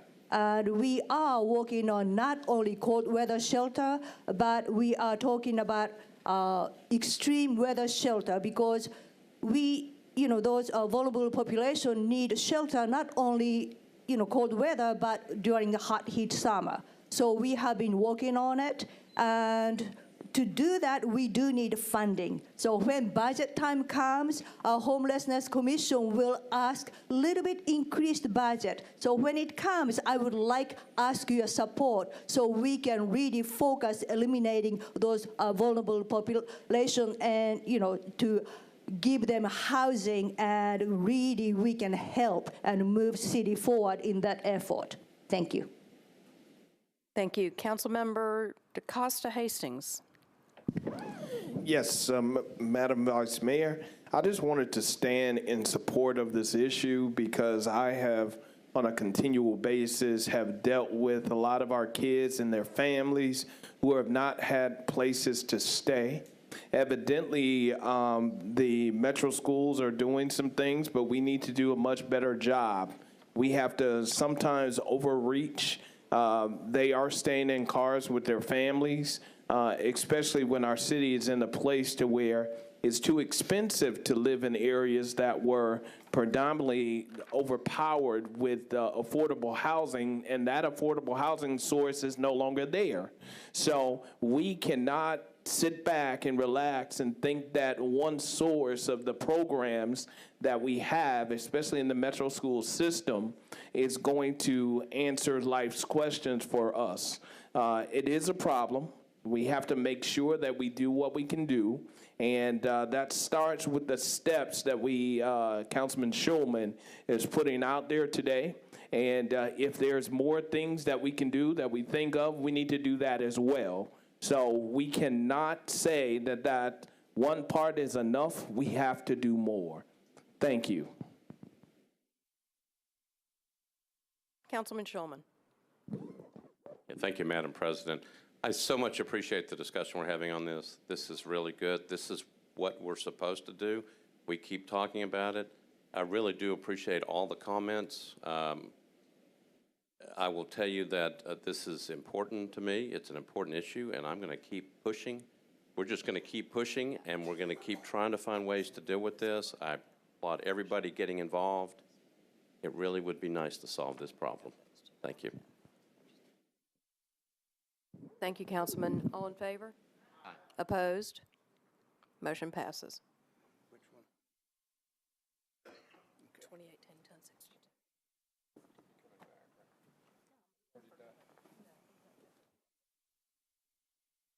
She's not coming back, folks.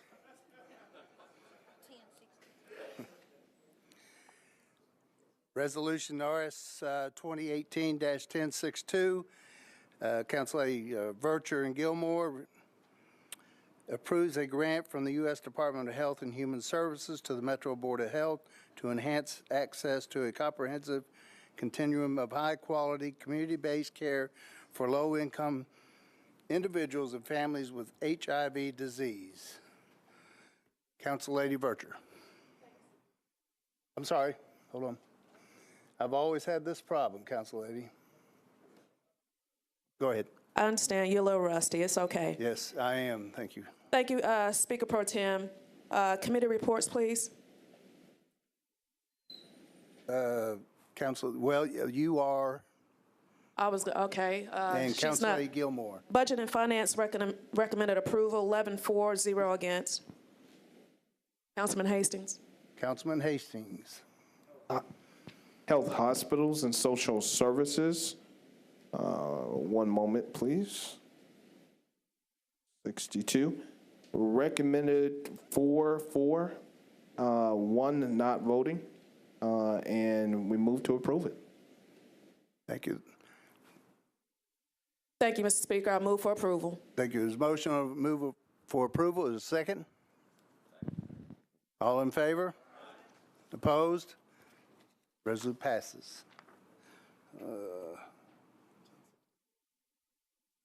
have to read her notes. Okay. RS 2018-1064 approves a contract between the Metro Board of Health and Tennessee State University to provide clinical experience opportunities for its students, residents, and various health professions. Council Lady Gilmore and Hurt. Council Lady Gilmore.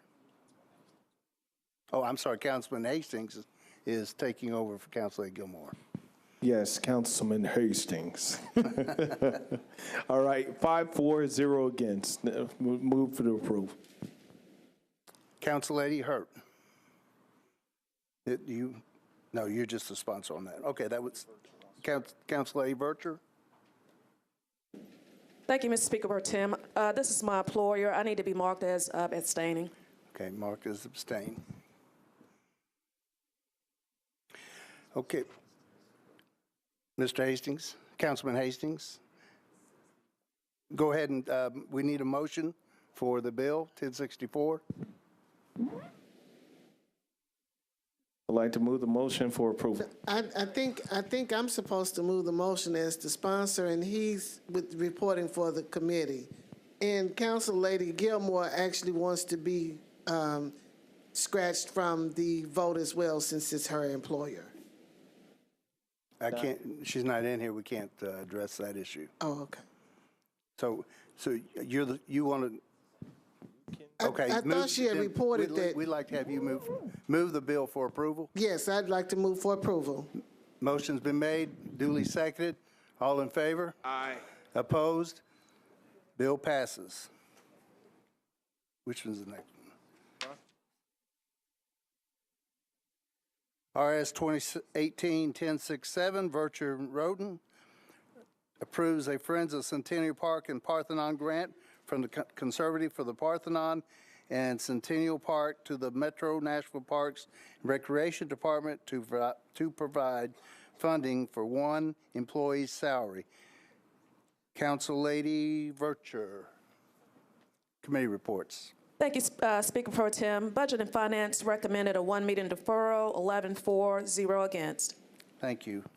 Councilman Roden. Parks, Library, and Recreation move for a 1-meeting deferral, 7 in favor, 0 against, and I would move for the deferral. Motion been made and duly seconded. All in favor of 1-meeting deferral? Aye. Opposed? Deferral passes.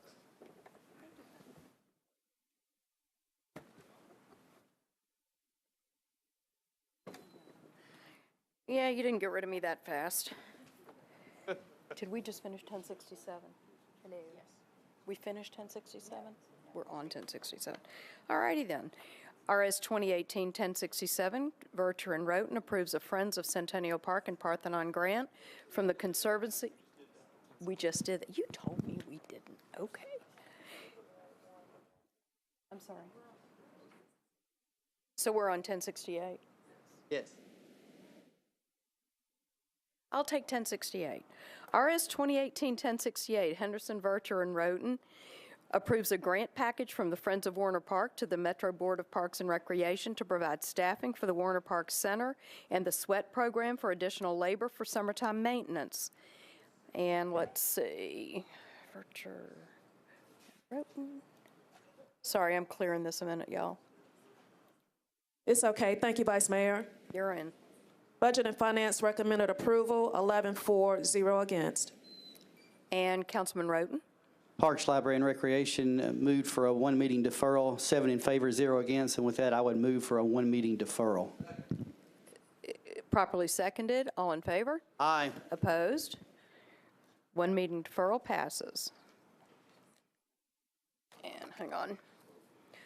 RS 2018-1075 confirms, and this will be Haywood, confirms a reappointment of David McMurray to serve on the Board of Directors of the Convention Center Authority. Council Lady Haywood. Yes, we deferred it. The vote was 5 for a deferral and 0 against. How many meeting deferral? 1. One meeting deferral? Okay, there's been a motion for a one meeting deferral. Is there a second? All in favor? Opposed? Motion passes for a deferral. And RS 2018-1076, Haywood and Hurt confirms the appointment of Charlie Tigard to the Board of Directors of the Sports Authority. We'll go ahead and take another committee report. Council Lady Haywood.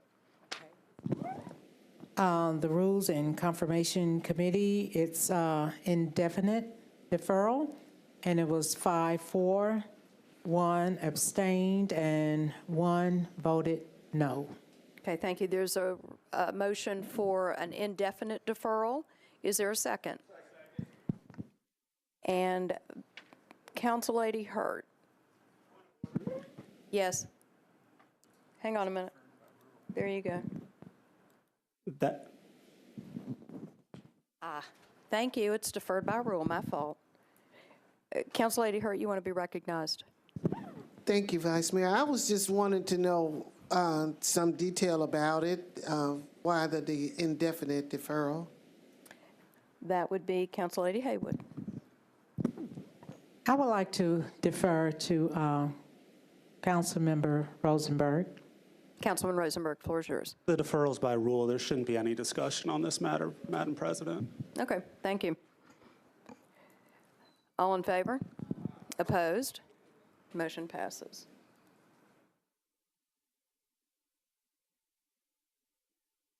Let's see. Okay, Resolution 2018-1077, Haywood and Hurt, confirms the reappointment of Emmett Wynn to the Board of Directors of the Sports Authority. Council Lady Haywood. Again, thank you, Vice Mayor. We, the Rules and Confirmation and Elections, deferred it 1 meeting. Vice Mayor, Yeah, I'm sorry. are you listening? I am now. We had a sidebar going on. I know. We voted 5 for a deferral of 1 meeting. There's a motion for a 1 meeting deferral. Is there a second? All in favor? Opposed? Thank you. Thank you. Correct me later. Resolution 2018-1080, Councilman Hastings, in the event of the proposed Nashville Fairgrounds site for a Major League Soccer stadium proves unfeasible or otherwise does not materialize, that the mayor's office consider locating the stadium on property owned by Metro government in North Nashville. Councilman Hastings. Yes, Mrs. Vice Mayor. Hang on, I want to get committee reports first. So, let's see, Councilman Swope. Madam Vice Mayor, Codes, Fairgrounds, and Farmers Market Committee voted at the sponsor's request for a indefinite deferral, 4 for, 0 against. Thank you. Council Lady Hurd. Thank you, Vice Mayor. The Conventions, Tourism, and Public Entertainment Facilities Committee also voted approval of deferral for indefinite deferral by the sponsor, 4 for, and 0 against. There's been a motion for indefinite deferral. Councilman Hastings. Yes, Madam Vice Mayor. I would like to defer this with a explanation. Okay, go ahead. All right. I think we're all moving in slow motion right now. Me too. Yeah, it's like, wow. But nevertheless, I just wanted to say, one of the things that is going on, especially with this, that there are several things that are going on. Actually, Councilman Swope and I, we spoke today because he is over the area for the committee for the fair, the parks and all of that stuff. Well, for the fairgrounds and codes. We spoke today regarding this.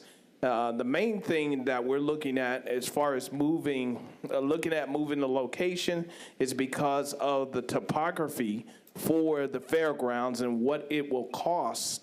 Number one, will cost the city to continue to do that, and also the upkeep as far as the roadway, and also looking at moving it to a part of the city that it will help out in an economical move that the city has not really paid attention to. We have to do a better job as leaders of the city as far as putting things in a really good spot. I have actually within my district 83 acres that is directly off of the riverfront. And it also goes, there's a connector as far as the highway traffic, as far as 65, Interstate 65. There is Bradley Parkway. There is also a connector as far as the West Trinity Lane corridor, but we will defer that right now just for this period of time.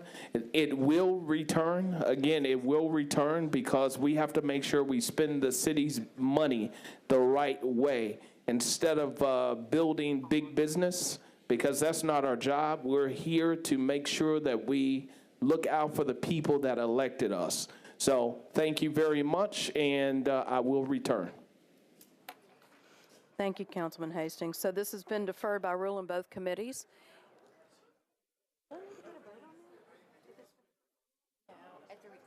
Okay.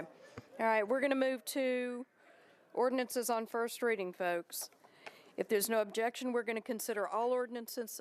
What? Thank you. Just don't start speaking in other languages, y'all, as was threatened.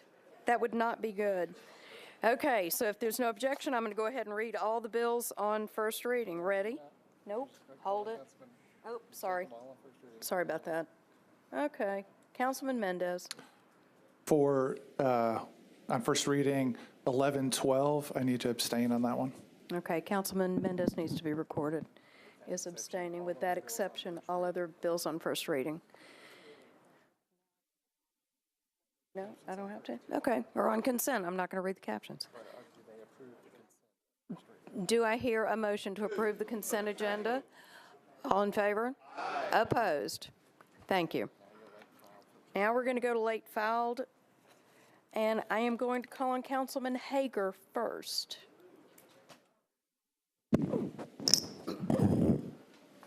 Thank you, Vice Mayor. This particular bill I have there is an abandonment of 20 feet. It says Hadley Road, but what I'm going to need on this, we have several property owners. This is on Oakville Boulevard in Berryville, but it'll say Hadley Road. And this is in conjunction with State Representative Darren Jernigan. And there was an issue of the survey of these people's property was 150 feet. But when they started going by the tax maps, they went by the plats, and it showed 170 feet. So that's where we got into an issue of what part of the property did they own. So first we went to the state legislature to see if the state owned it. Then we went back, and it came back to Metro. So basically what this is giving these property owners 20 feet of property on Oakville Boulevard. We will retain the right or the easements where the sidewalks are already established there and for utilities. And I did have a community meeting about this. So I'm asking to suspend Council Rule 19 because you can't get everybody to sign off on this property under that rule. But everybody was notified that I own property down through there. I had several of them call me, and I said, you're getting the 20 feet as it shows on your plat via the tax assessor's office to show that you have 170 feet. So that's what it does. And that's what I'm asking y'all to do is suspend the rules so I can get this passed. So I have a few people that live on that road that say, I'm showing 150 feet, but you're taxing me for 170 feet. So we want to give them the 170 feet. So that's all I'm doing. I'd ask for passage of the same. There's been a request for suspension of the rules. Is there any opposition? Seeing none, Councilman Hager. Move for passage, please. Properly seconded. All in favor? Opposed? Motion passes. I'm going to call on Councilman Shulman.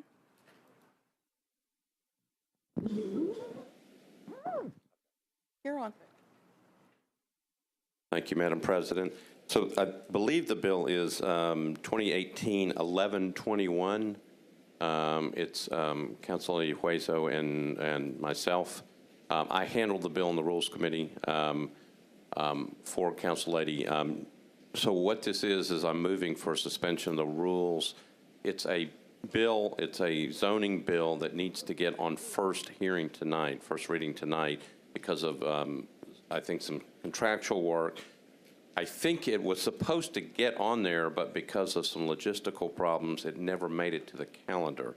So what I'm asking for tonight is just the suspension of the rules to go ahead and get it on first so we can get it up for the public hearing next month. Okay, there's been a suspension of the rules request. Is there any opposition? Okay, I'm going to do it right this time. Council Lady Haywood, did the Rules Committee consider this? Yes, we did, and we voted 5, 4, and 0 against in the Rules Committee. Okay. Everybody was in approval for the late file. Okay, thank you, Councilman Shulman. Then I would move for, since nobody appears to be objecting to suspension, I would move for approval on first reading. Is there a second? All in favor? Opposed? Motion passes. I'll now call on Councilman Pridemore. Hold that thought. There you go. Thank you, Madam Vice Mayor. I'd like to move a late filing amendment, if I could, amending ordinance BL 2017-799. So I'd like to move that and ask for the suspension of the rules, please. There's been a request for a suspension of the rules. Is there any opposition? Seeing none, Councilmember Pridemore, I'm going to call on Council Lady Haywood. Did the Rules Committee consider this request? We did, and we did vote in favor of it. There are 5, 4, and no one opposed it at all. Thank you. Councilman Pridemore. Thank you, Madam Vice Mayor. What this does, the amendment, it adds some actually 3 words to a paragraph of a waste transfer facility. Those are normally that and several others, such as an asphalt plant that is already in there, an airport runway, and several special exemptions of land waste transfer facilities on another bill on 484, 2016. What this does, it will provide that before, actually I call it due process, before the waste transfer facility could be voted on by the Board of Zoning Appeals, it would come before the Metro Council to be vetted by, for public hearing in the three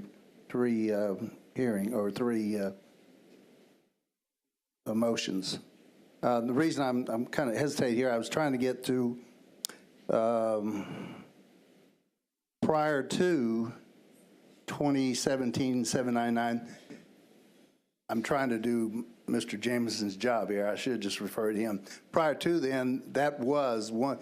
Everything went before the Metro Council for vetting, and somehow when 799 was established, it omitted the waste transfer facility. So this just brings it back into Metro Council reign. Okay. I'm going to recognize Councilman Sledge. Thank you, Madam Vice Mayor. I just wanted to stand and support the sponsor in this. I know this kind of became a clerical thing. I wanted to give an interesting, hopefully, historical footnote to this. This week in the district I represent, Wedgwood Houston was noted as a hot neighborhood in the country in the New York Times. That neighborhood would not exist if it were not for the work of this body decades ago in keeping a waste transfer facility out of that area that was proposed to go in. So it is critically important in what we do to ensure that this is included, because it will have ramifications that we can't even imagine down the road. So thanks to the sponsor for doing this. Thank you, Councilman Sledge. Councilman Pridemore. I'd like to just move the amendment. All in favor? Opposed? I'd like to move the bill as amended.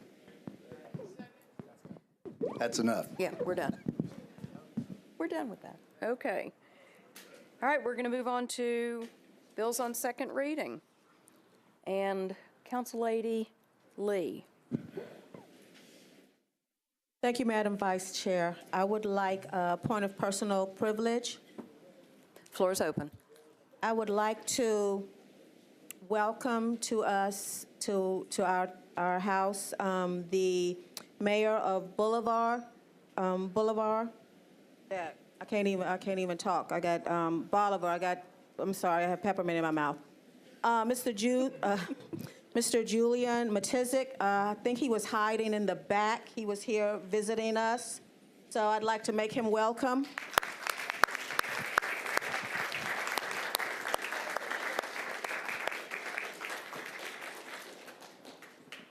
Madam Chair, I would like to move item 1027, if that's in order. It is. All committee reports are in. Is there a second? All in favor? Opposed? Motion Thank you. passes. All right, BL 2018-1075, Murphy, Bedney, and Elrod. Hang on. Abandons an existing sanitary sewer main and easements for property located at 4101 Ridgefield Drive. Council Lady Murphy. Committee reports, please. Councilman Bedney.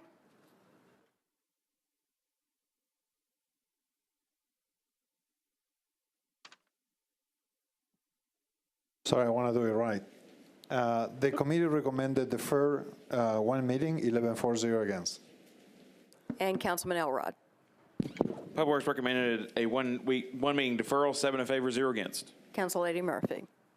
Thank you. I'd like to defer this one meeting because it's my own fault. I got this address mixed up and asked for a deferral. So we'll be moving forward with it next time. There's no issues with it. I just got it wrong. So Is there a second to a one meeting deferral? All in favor? Opposed? Motion passes. BL 2018-1101, Roten, Vercher, Bedney, and Roberts, authorizes the Director of Public Property to enter into a sublease agreement and a consent by the lessor to sublease agreement with Strive Collegiate Academy and Donaldson Corporate Center for temporary office space at 3055 Lebanon Pike. And Councilmember Roten. Committee reports, please. Council Lady Vercher. Thank you, Vice Mayor. Budget and Finance recommended approval, 12-4 with 1 abstention. And Councilman Bedney. Thank you, Vice Mayor. The Planning Committee recommended approval, 11-4-0 against. And Council Lady Roberts. Thank you, Ms. Vice Mayor. Public Safety and Bureau voted 5 in favor, 0 against. Thank you. And Move approval. hang on.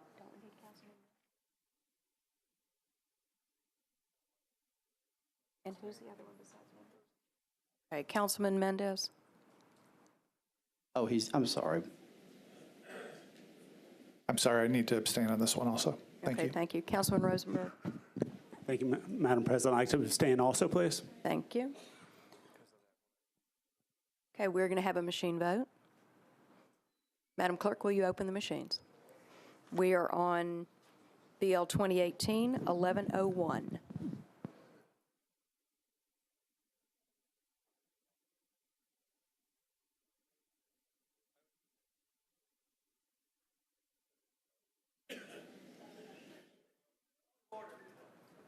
Yes. Why are we doing a machine vote on this? 2 abstentions. Thank you, ma'am.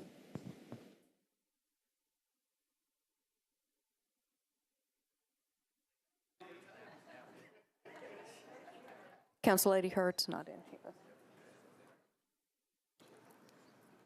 Madam Clerk, you can close the machines.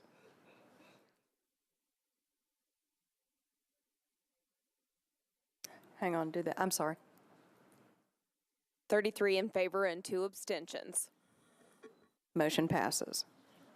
Bill 2018-1102, Van Rees, Vercher, and Bedney, approved by the Planning Commission, authorizes the conveyance of property located at 801 Old Due West Avenue, commonly known as the Old Due West Landfill.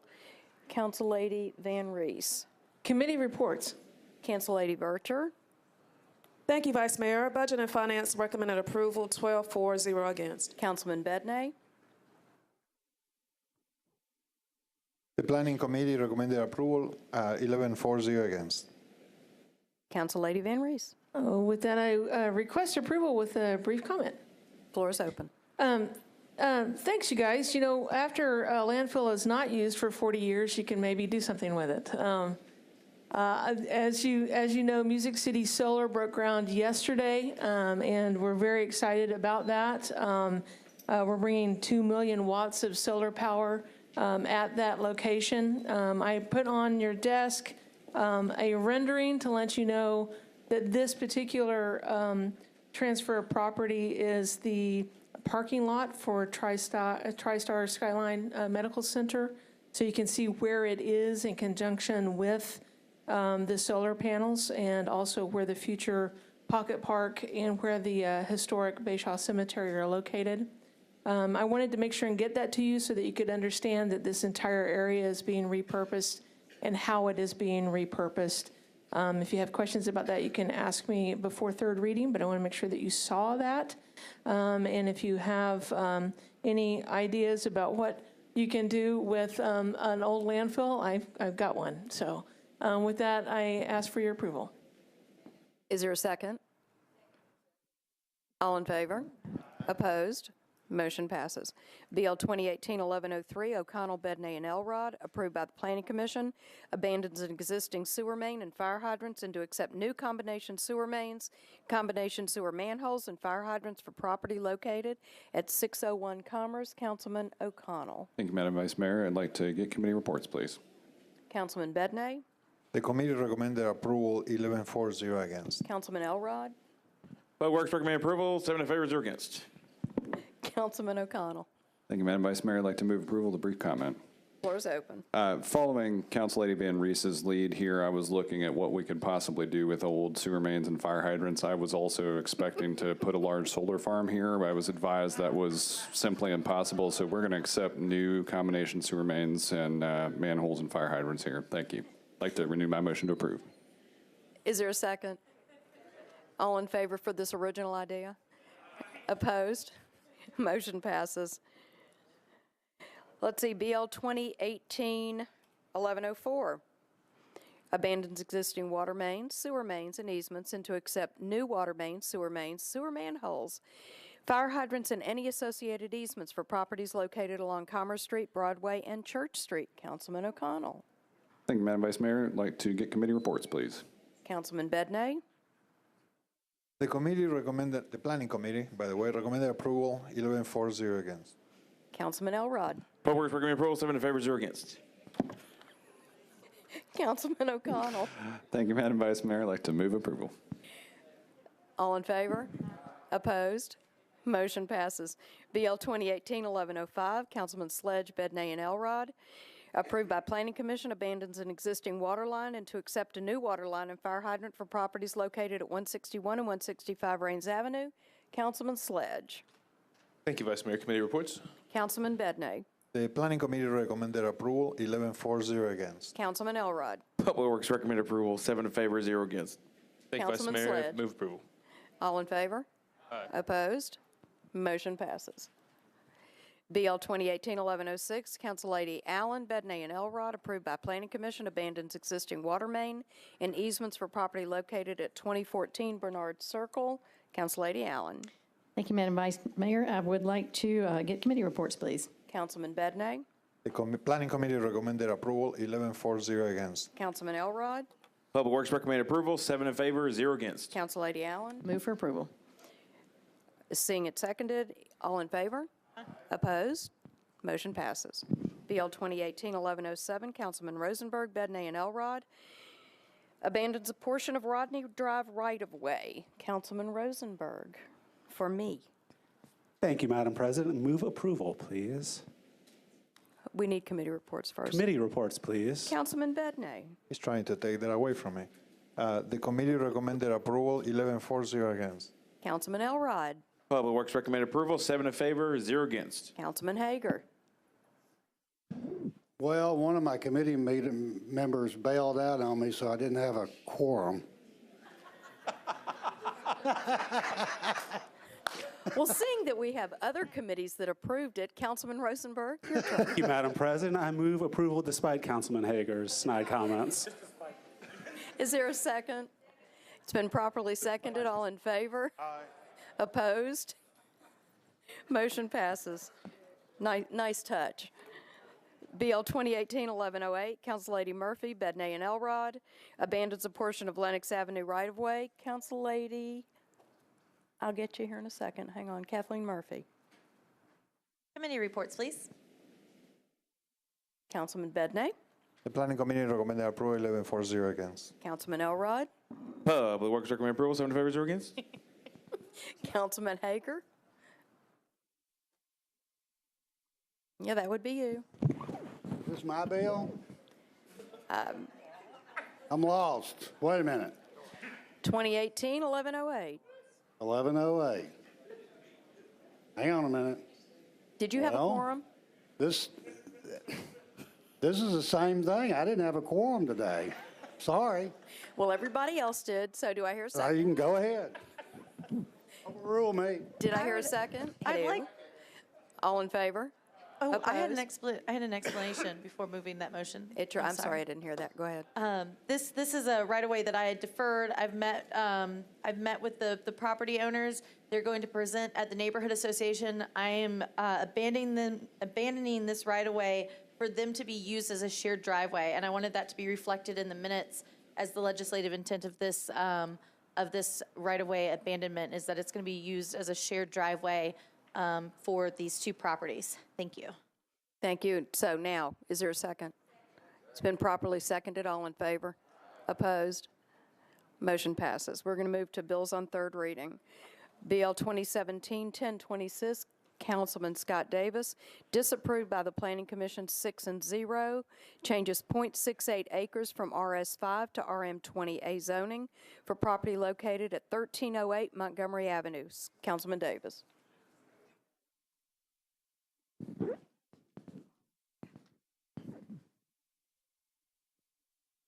Thank you, Vice Mayor.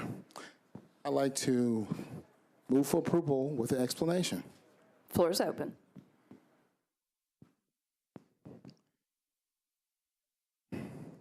This is a bill for a lifelong constituent who still lives in the neighborhood, who lives 2 houses down from this development.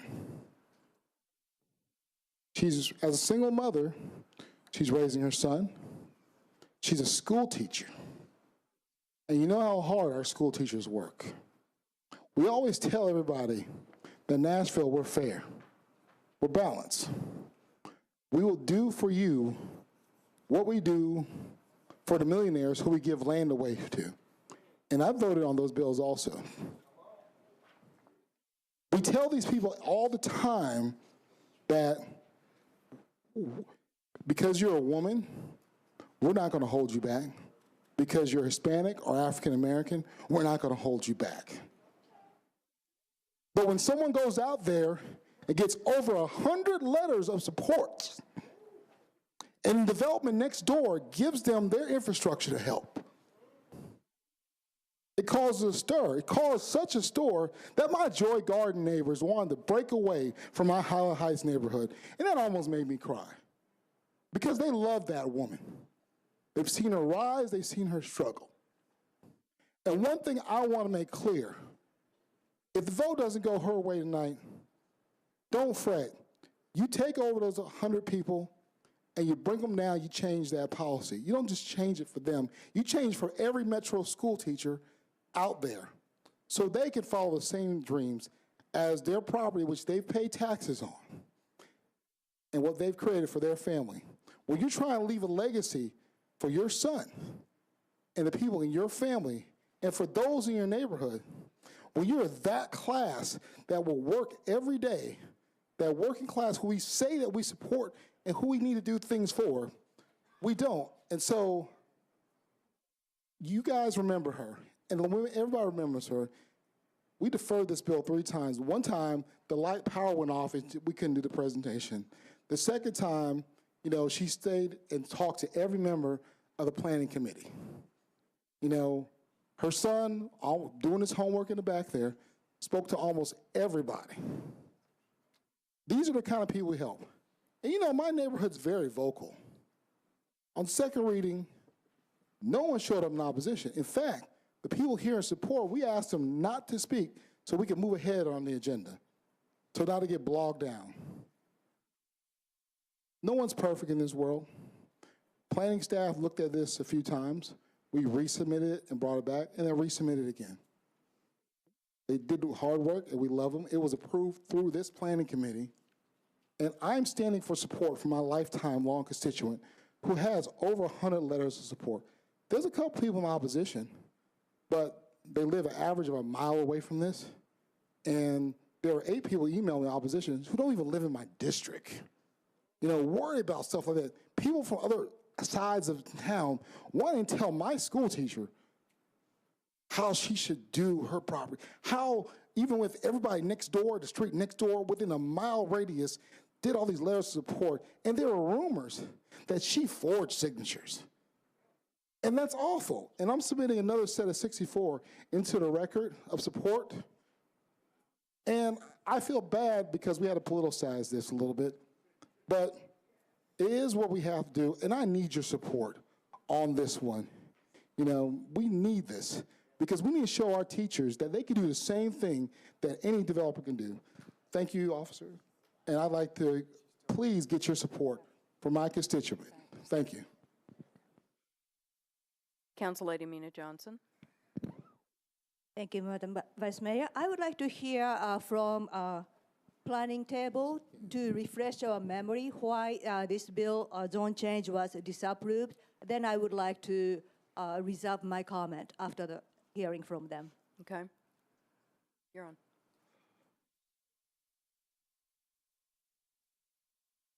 I pushed it. It's on.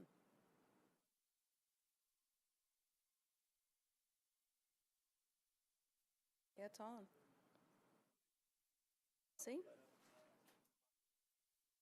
Hello? Oh, there we go. It's Okay. on. Sorry.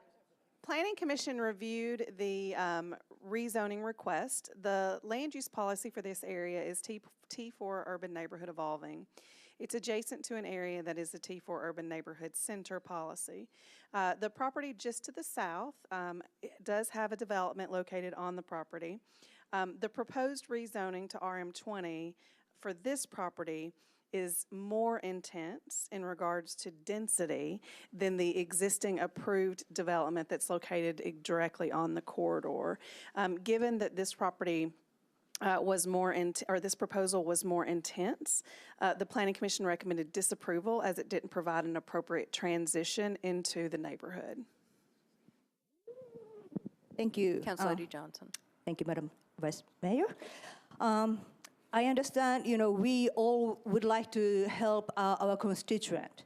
And at the same time, we do have planning and policy, land use policy.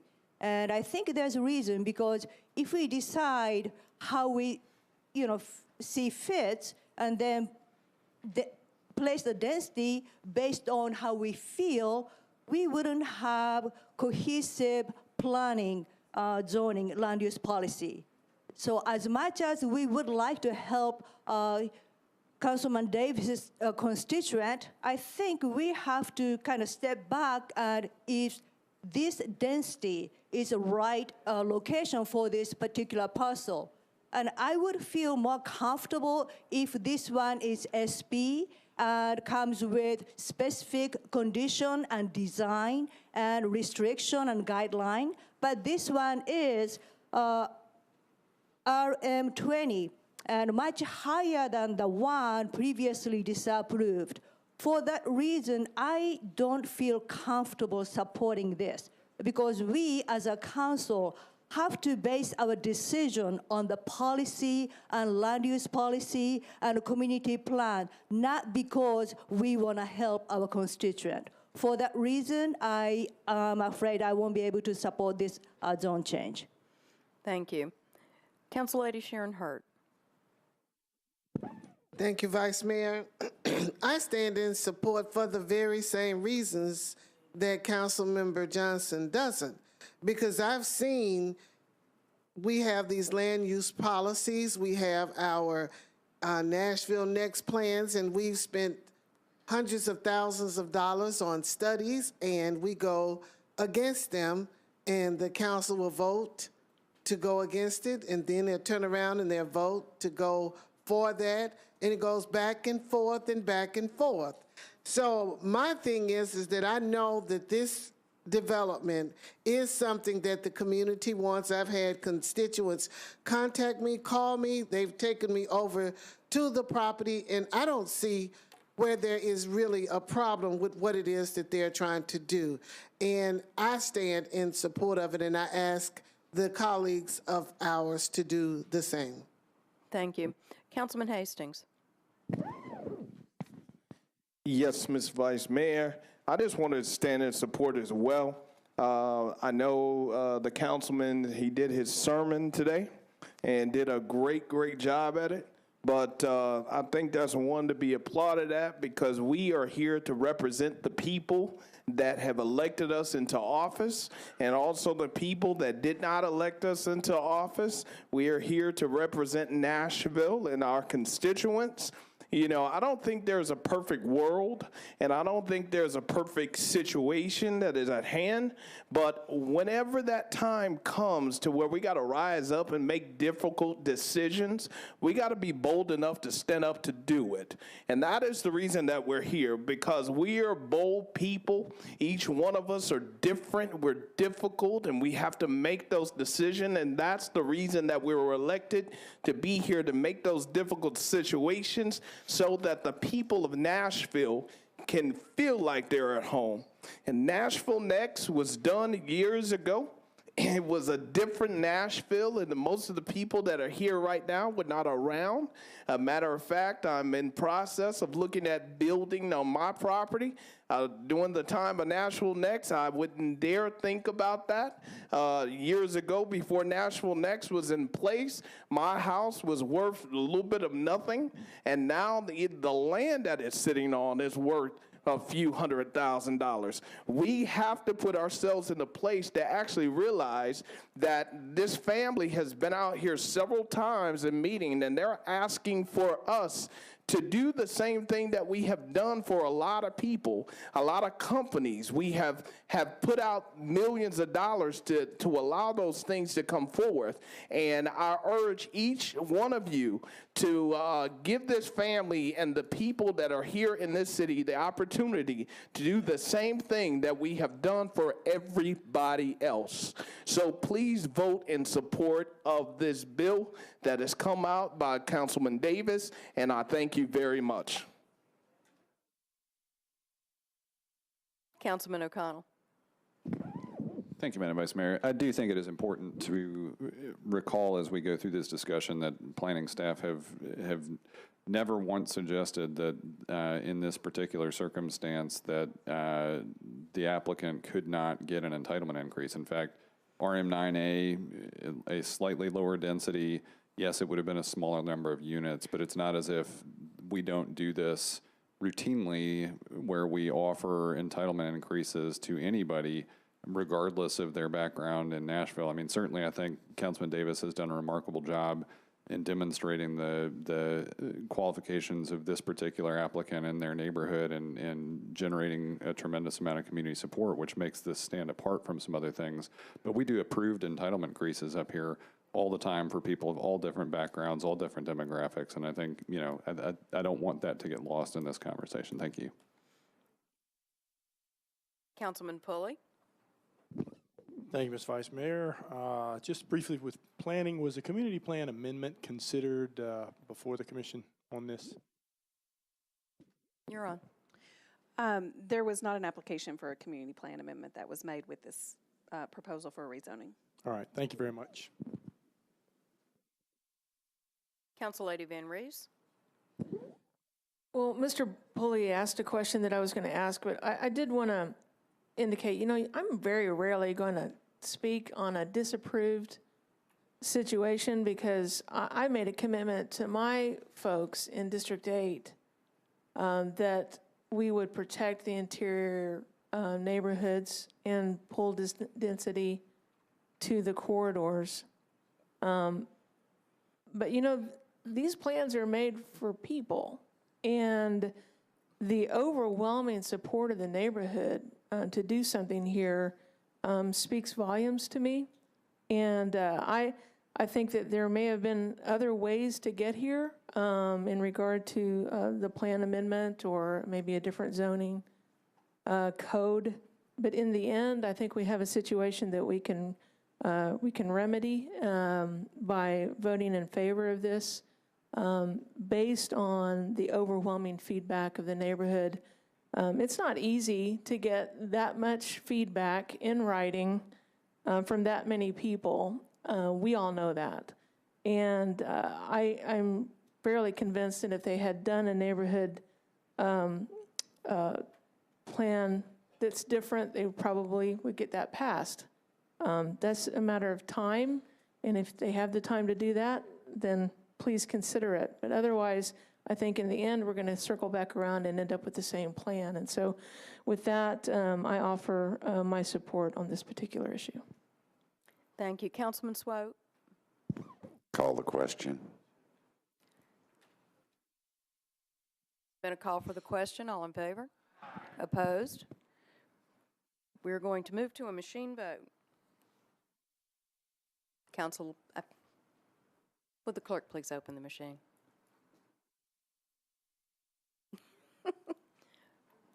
We're almost done.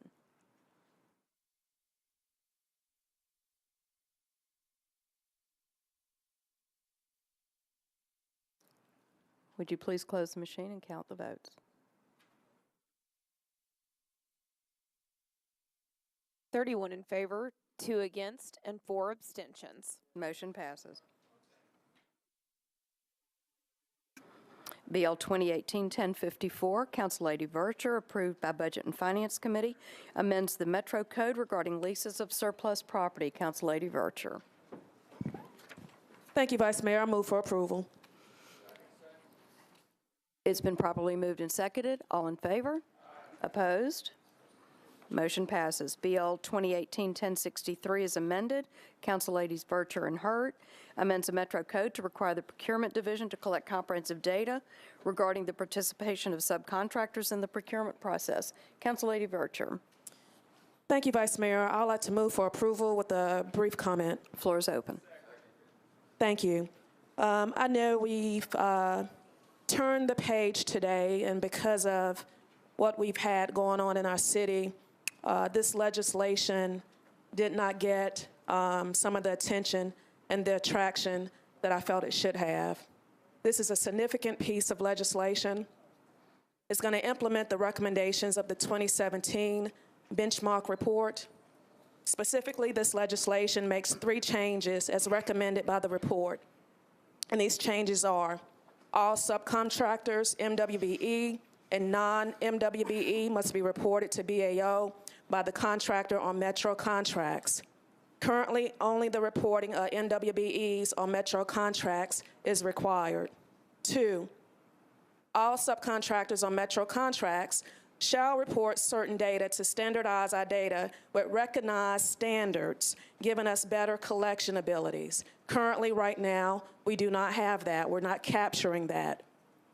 3, failure of a Metro contractor working on a Metro contract to provide information about payment to subcontractors, NWBE and non-MWBE, becomes a condition of final payment, adding teeth to the back end of this process.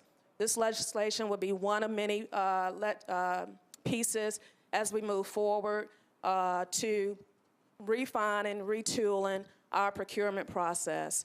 I would also like to take this opportunity to thank our Director of Finance and her team, Ms. Talia Lomax O'Neill, also the Procurement Office, in helping me draft this legislation. And with that, I ask for your support. It's been properly moved and seconded. All in favor? Opposed? Motion passes. BL 2018-1064, Councilman O'Connell, Vercher, Bedney, and Elrod, authorizes the acquisition of property and the granting of an easement with the development of the Nashville Yards project in downtown Nashville. Councilman O'Connell, and I believe we have committee reports. We do. This bill did get re-referred to the Public Works Committee, so I will ask for that report, please. Councilman Elrod. Thank you, Madam Vice Mayor. Public Works recommended approval again, 8 in favor, 0 against. Thank you. Councilman O'Connell. Thank you, Madam Vice Mayor. I'd like to move approval. Is there a second? Properly moved and seconded. All in favor? Opposed? Motion passes. BL 2018-1065, Freeman, Vercher, Bedney, and Elrod, authorizes the acquisition of right-of-way easements, drainage easements, temporary construction easements, and property rights for use in public projects for purposes of the Foster Avenue sidewalk improvements. Councilman Freeman. Thank you, Vice Mayor. With all committees and commissions in approval, I would request your approval as well. Is there a second? It's been properly moved and seconded. All in favor? All in opposition? Motion passes. BL 2018-1066, Bedney, Vercher, and Elrod, authorizes the acquisition of right-of-way easements, drainage easements, temporary construction easements, and property rights for use in public projects for purposes of the Blue Hole Road sidewalk improvement. Councilman Bedney. I move for approval. It's been moved and properly seconded. All in favor? Opposed? Motion passes. BL 2018-1067, Dow, Vercher, Bedney, and Elrod, authorizes the acquisition of right-of-way easements, drainage easements, temporary construction easements, and property rights for use in public projects for the Bell Road sidewalk improvements. Council Lady Dowell. Thank you. Move for approval. Moved and properly seconded. All in favor? Opposed? Motion passes. BL 2018-1068, Schulman, Huezo, Vercher, Bedney, and Elrod, authorizes the acquisition of right-of-way easements, drainage easements, temporary construction easements, and property rights for use in public projects for purposes of the Winthorne Drive sidewalk improvements. Councilman Schulman, you're in my seat.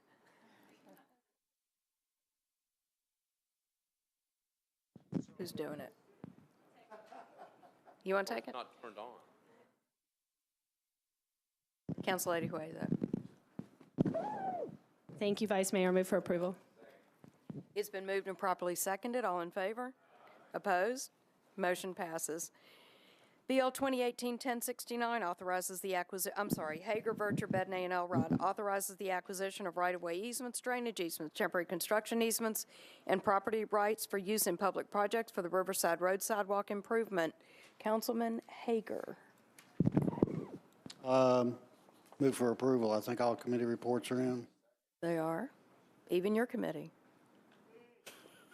Right. Thank you. Has it been seconded? It's been properly moved and seconded. All in favor? Opposed? Motion passes. BL 2018-1070, Roten, Vercher, Bedney, and Elrod authorizes the acquisition of right-of-way easements, drainage easements, temporary construction easements, and property rights for use in public projects for purposes of the Stewart's Ferry Pike sidewalk improvements. And Councilman Roten. Move approval. It's been properly moved and seconded. All in favor? Opposed? Motion passes. BL 2018-1071, Murphy, Vercher, Bedney, Elrod, and Allen authorizes the acquisition of certain right-of-way easements, drainage easements, temporary construction easements, and property rights for use in public projects for purposes of the Bowling Avenue sidewalk improvements. Council Lady Murphy. Thank you, Vice Mayor. This is part of the sidewalk that they said would be too expensive to ever build. So with that and all approvals in, I ask for your approval. It's been properly moved and seconded. All in favor? Opposed? Motion passes. BL 2018-1072, Potts, Blaylock, Vercher, Bedney, and Elrod authorizes the acquisition of right-of-way easements, drainage easements, temporary construction easements, and property rights for use in public projects for the Tusculum Road sidewalk improvements. Councilman Potts. Thank you, Madam Vice Mayor. Move approval. It's been properly moved and seconded. All in favor? Opposed? Motion passes. BL 2018-1073, Kendall, Vercher, Bedney, and Elrod authorizes the acquisition of right-of-way easements, drainage easements, temporary construction easements, and property rights for use in public projects for the Clare Avenue sidewalk project. Council Lady Vercher. I move for approval. It's been properly moved and seconded. All in favor? Opposed? Motion passes. BL 2018-1074, Pulley, Bedney, and Elrod abandons an existing sanitary sewer main and easements into accept new sanitary sewer main, sanitary manholes, and easements for property located at 3812 Hillsborough Pike. Councilman Pulley. Move for approval. It's been properly moved and seconded. All in favor? Opposed? Motion passes. BL 2018-1076, Hager, Bedney, and Elrod accepts permanent and temporary easements for the Avery Green Court Stormwater Improvement Project for 15 properties along Pitts Avenue, Donahoe Drive, Avery Green Court, Stonehenge Drive, and Rifle Range Road. Councilman Hager. Vice Mayor, all reports in. I move for approval. It's been properly moved and seconded. All in favor?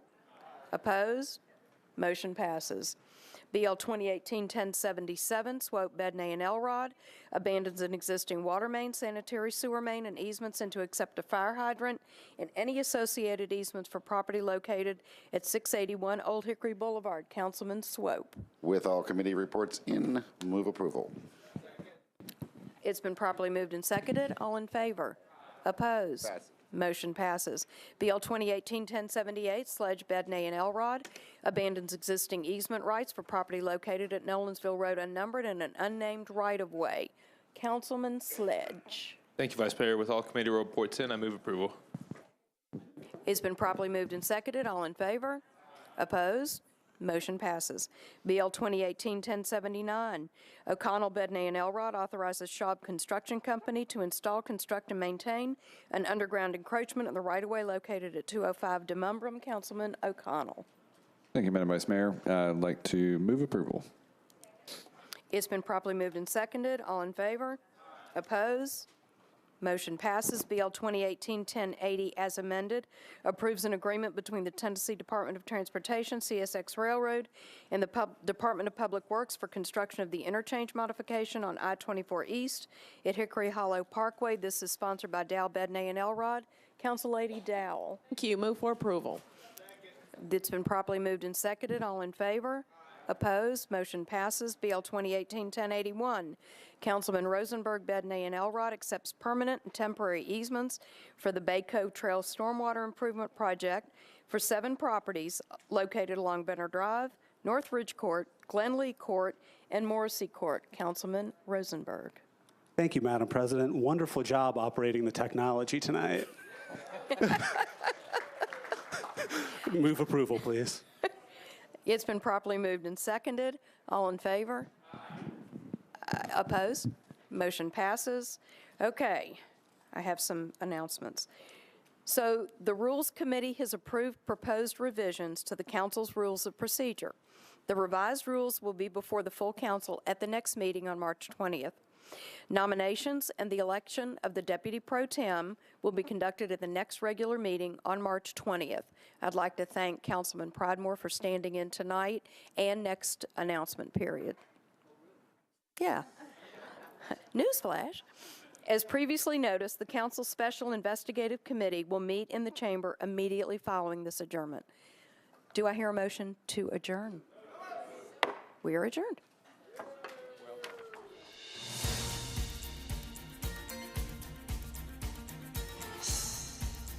This has been a service of the Metro Nashville Network.